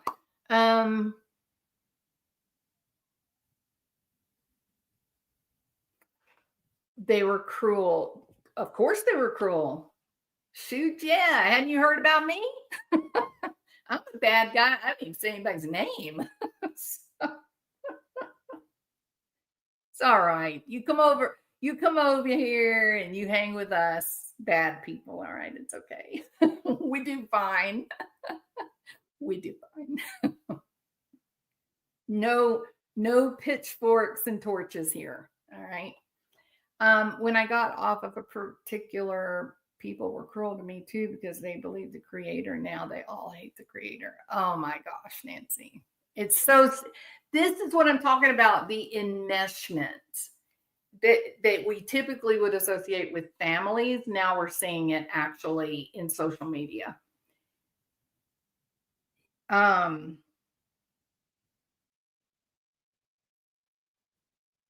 Here's what was said about me. I said that I was scared because the situation, the environment is dangerous and unstable, in my opinion.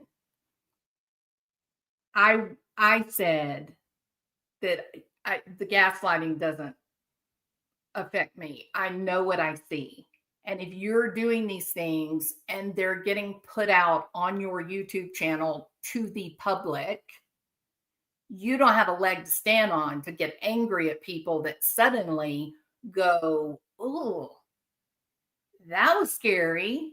Like, what are we watching here? This is not good. There's kids. Like, this is scary.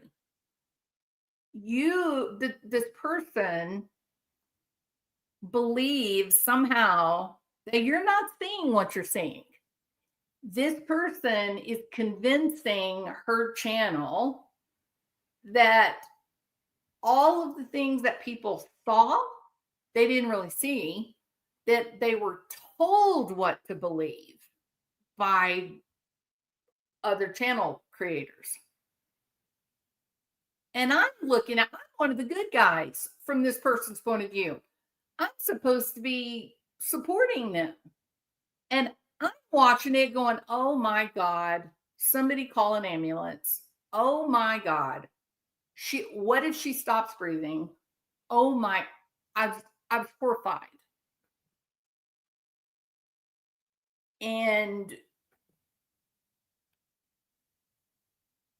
the answer is, oh, you've gone to the dark side.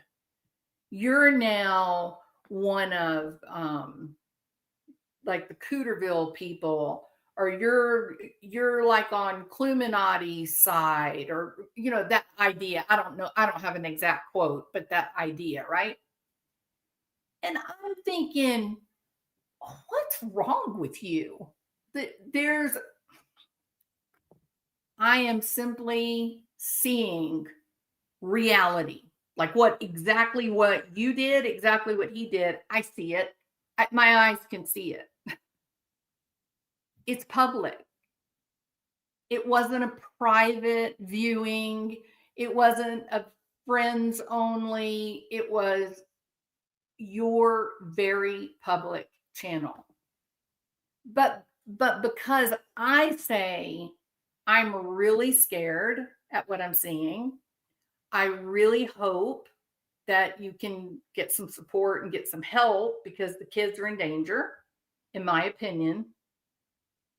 Your response is to say, oh, so you're okay, now you're over on the dark side. You're in Cluminati's channel, aren't you?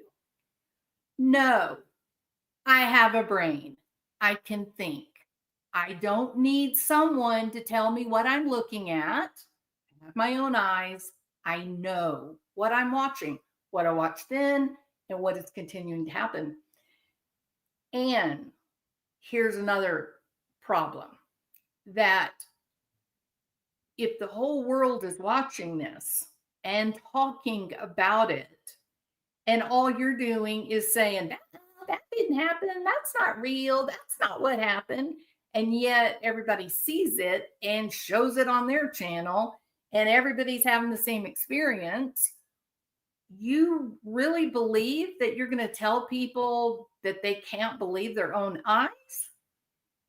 In my world, that's gaslighting. In my world. No, everybody can see it, and it is still happening. It's still happening now. You can bet if somebody does something that is humiliating or embarrassing, they're going to try to take steps to not ever do that again, right? Isn't that normal? Isn't that what you normally do? Why is it still going on? Even when you go on and you're crying and you're weeping and you're saying, it's time for me to step up and take responsibility. I'm not going to be able to go live all night. I've got to start sleeping the right number of hours. You nodded off like 30 something times the other night.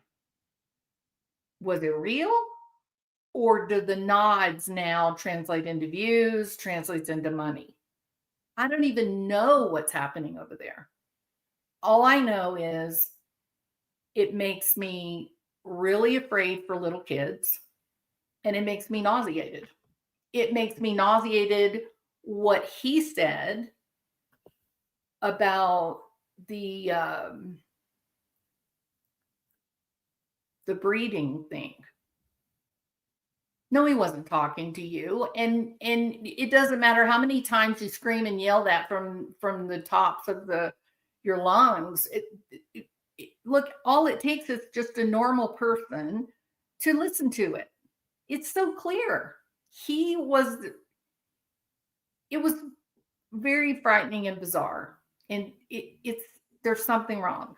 And I think it still remains wrong. And it doesn't matter how much you try to normalize it and pretend.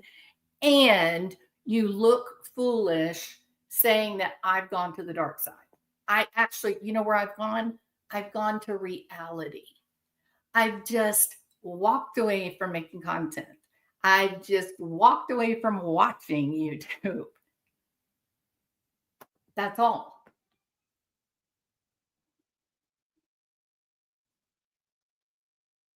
Yeah, I think it's worse than that too. Me too, Peachy. Me too. There is no considering a point of view. It's the rewriting of facts. That's exactly right, Cinnamon. Yep. And I'm so sorry that happened to y'all.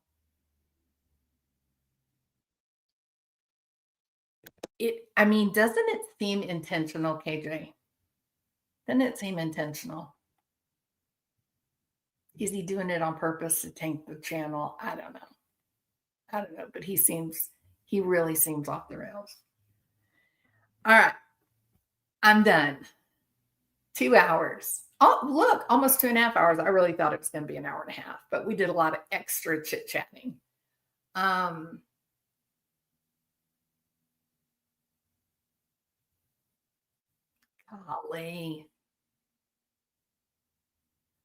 I'm new to observing. It's clear to see. He has to do some of that weird talk, snap and clap to be there to keep her awake. Do you think it is to keep her awake, or do you think it's all a show?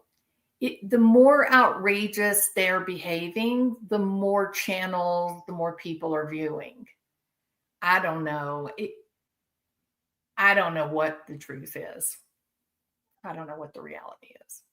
He does it intentionally. See, me and Grammy are on the same page.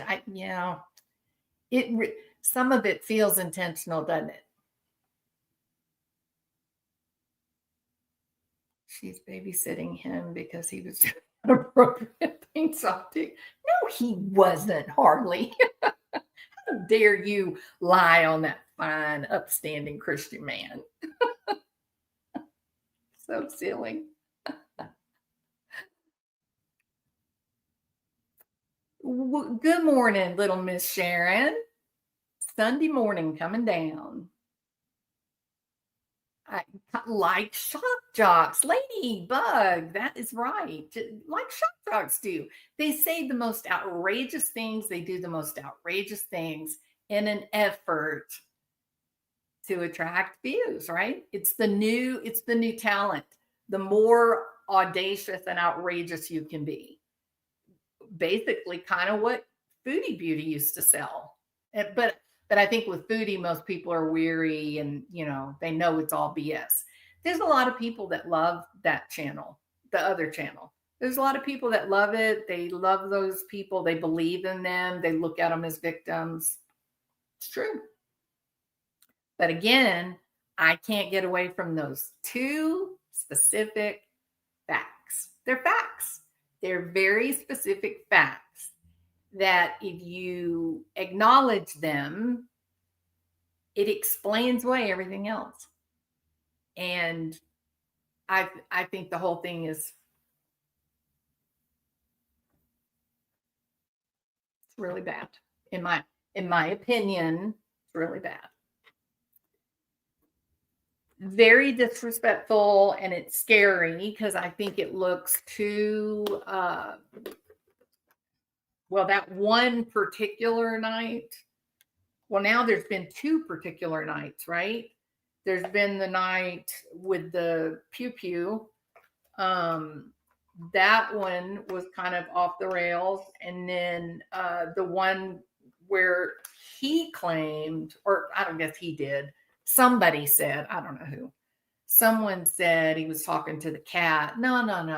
He was like in delirium for like 30 minutes, babbling nonsense, rhyming his words, things like that. He was doing that for at least 30, 40 minutes before the horrible yell and clap. He was not talking to her. She was asleep. He, yeah, it was so bizarre, but yeah, I don't even care. Yeah, a lot of people say they're scared of him. Yeah, that's right, OG.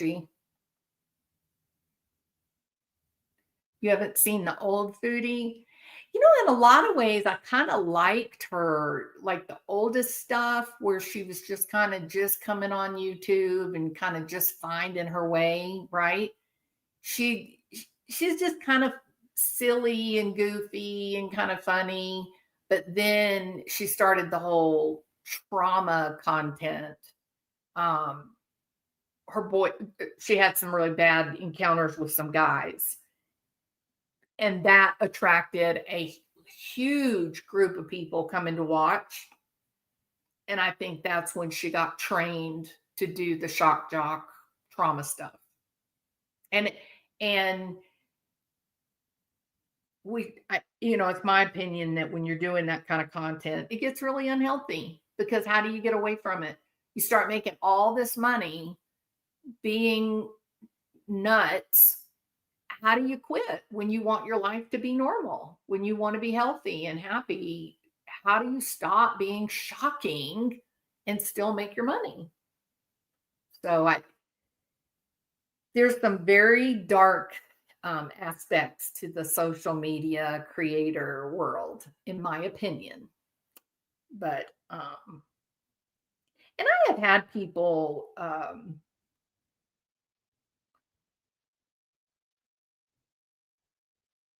I guess sometimes, well, I don't know if that's true or not. I don't know if I want to say that. Yeah, I'm going to edit myself and not say that. I notice she tries to distract and redirect him. Feels codependent. I can't watch it. It triggers me too much. It's painful. It's sad for me.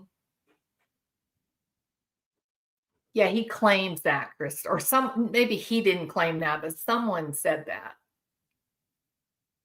100%, Grammy.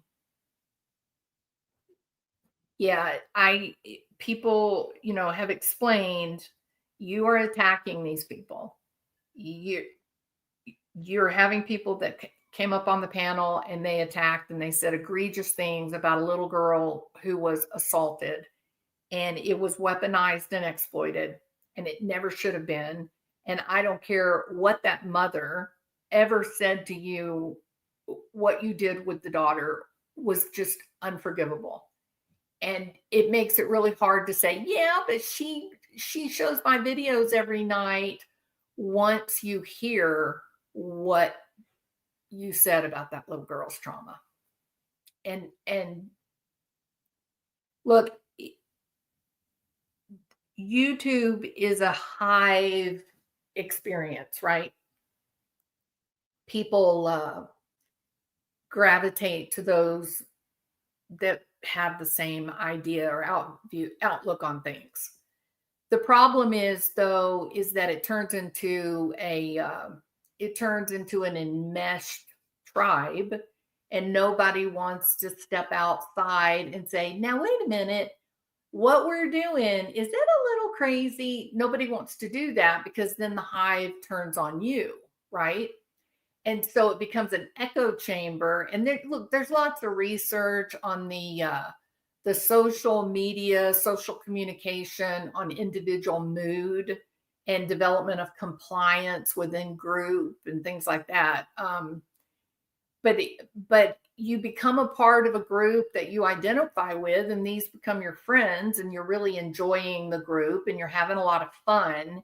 And then somebody does something that you disagree with, and it's super, super hard to stand up and go, no, I'm not going to stick around for this.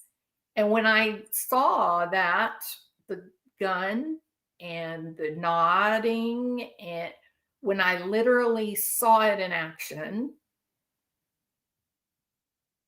I can't be a part of that, because I can't be a part of that. Because it's going to kill somebody if they keep getting a lot of views for these out of control moments. It's going to get dangerous. It's going to get really dangerous.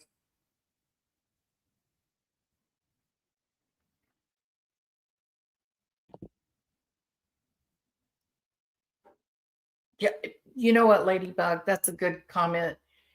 And I always said, I don't want to be that person that everyone is talking about the day after the party. I don't want to get tore up, falling down drunk, and do something stupid and embarrassing and know that the whole town's talking about me. I don't want to be that person, right? And the same thing, I don't want to be in the news. I don't want to be I don't want my life to become something so odd and out of control that people make entire channels showing it and commenting on it. It's true.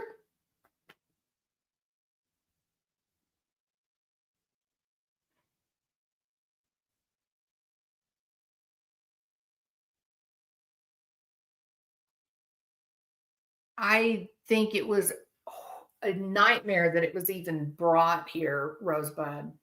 I think the fact that it was even brought here is absolutely dark and scary. Hey, Justice Jane, good to see you. That's exactly right, Grammy. Yep.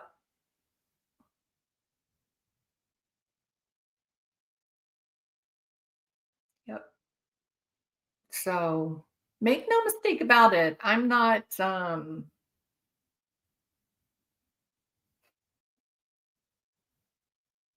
sometimes when you stand up for what is right or what you believe is right, you know, you don't have many friends, you know what I mean? So I don't have many friends. So, because I did stand up for that person. I believed in them and I thought it was truthful and it wasn't. And that's my bad. And I got to pay that price. So that's that. Right. Yes, truth, Graham. Yeah, absolutely. But it is what it is. And I'm good. Oh, look at I thank you, butterflies. And I am so appreciative for you guys. I promise. But I said to myself, you know what? If only two people come into my life, that's two very, very good people. And so thank you guys for being here. I appreciate it so much. You just this has been I didn't I'm not um I wish it didn't happen. Yeah. Yay, OG friends forever. Disappointing when you find out who someone really is. Snickers, never has a truer word been spoken right now. Disappointment, boy. I don't know. I think disbelief was my initial reaction because when I saw, well, heard it first, then I started like seeking out old videos to try to confirm that I had heard it wrong, that I was wrong, you know, that my original belief was right and it's not there. And every old video that I began to find, there were just more patterns. It was just more clear every single time. And now we're at the place, you know, if you drink chocolate milk and you make more money than when you drink white milk for breakfast, you're going to start drinking chocolate milk every morning. And I think all you got to do is look at the views to figure out whether they're drinking chocolate milk or white milk. And I'm pretty disgusted by that because it's no different than Foodie Beauty's behavior. No different. None. Give me your money because you should. I don't have to do anything. I don't have to be required to do anything. Your job is to believe whatever nonsense I say and give me money. And that's weird, right? It's a weird thing. Yep. Hey, Walton Groggins. How are you with your pleasant commentary? But you can admit when you made a mistake and forgive yourself and move on. Yeah, I did totally misread it. 100%. I have a great idea. In order to get a YouTube channel, you have to take an etiquette class. There you go. I was just about to do the same thing. Thanks, Cinnamon. Thanks, Cinnamon Hot. Yeah, he definitely does, Felicia. I was just about to, okay. All right, everybody. Thank y'all so much for listening. And again, the topic is what happens to kids when they are celebrated for no reason at all other than being alive, never being expected to have the right behavior or to excel at anything, what kind of adults they turn into. And we looked at 5 very specific examples that seem to show adults who were raised with participation trophies, right? All right, YouTube butterflies are free. You know what I'm going to do, butterflies? Right now, when we finish this, I'm going to turn Elton John on. All right. Thank you, Grammy. It was good to see y'all. Thank y'all for being here. I appreciate it so much. And I think that we will leave the same way we came in. I'll see y'all later. Bye.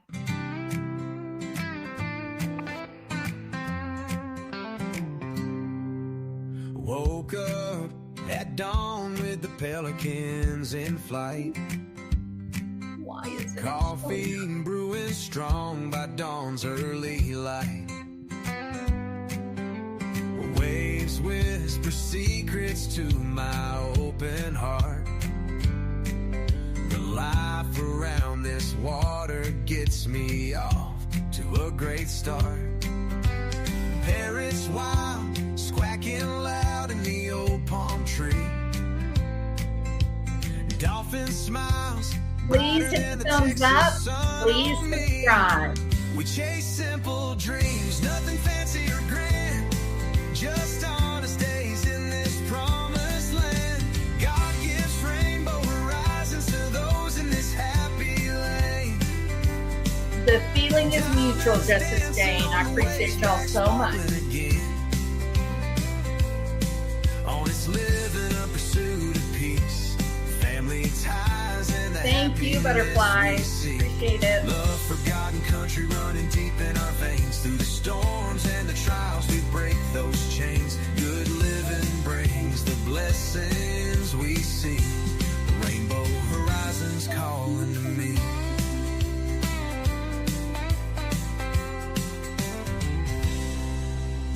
Living each moment, giving truth from the heart.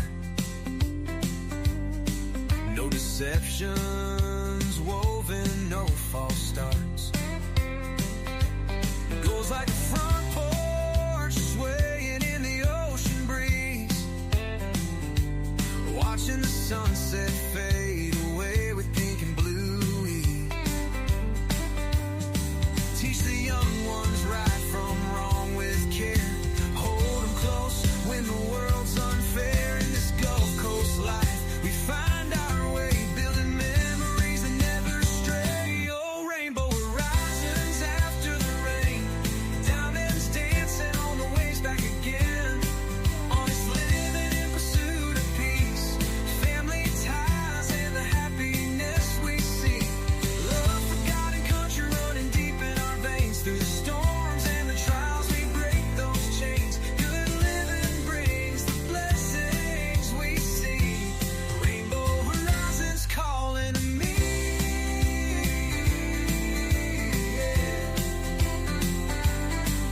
When the night falls quiet and stars shine bright, I thank the Lord for this humble light, for the flag that waves and the grace from above, filling our hearts with endless love. No riches compared to the peace we found in the time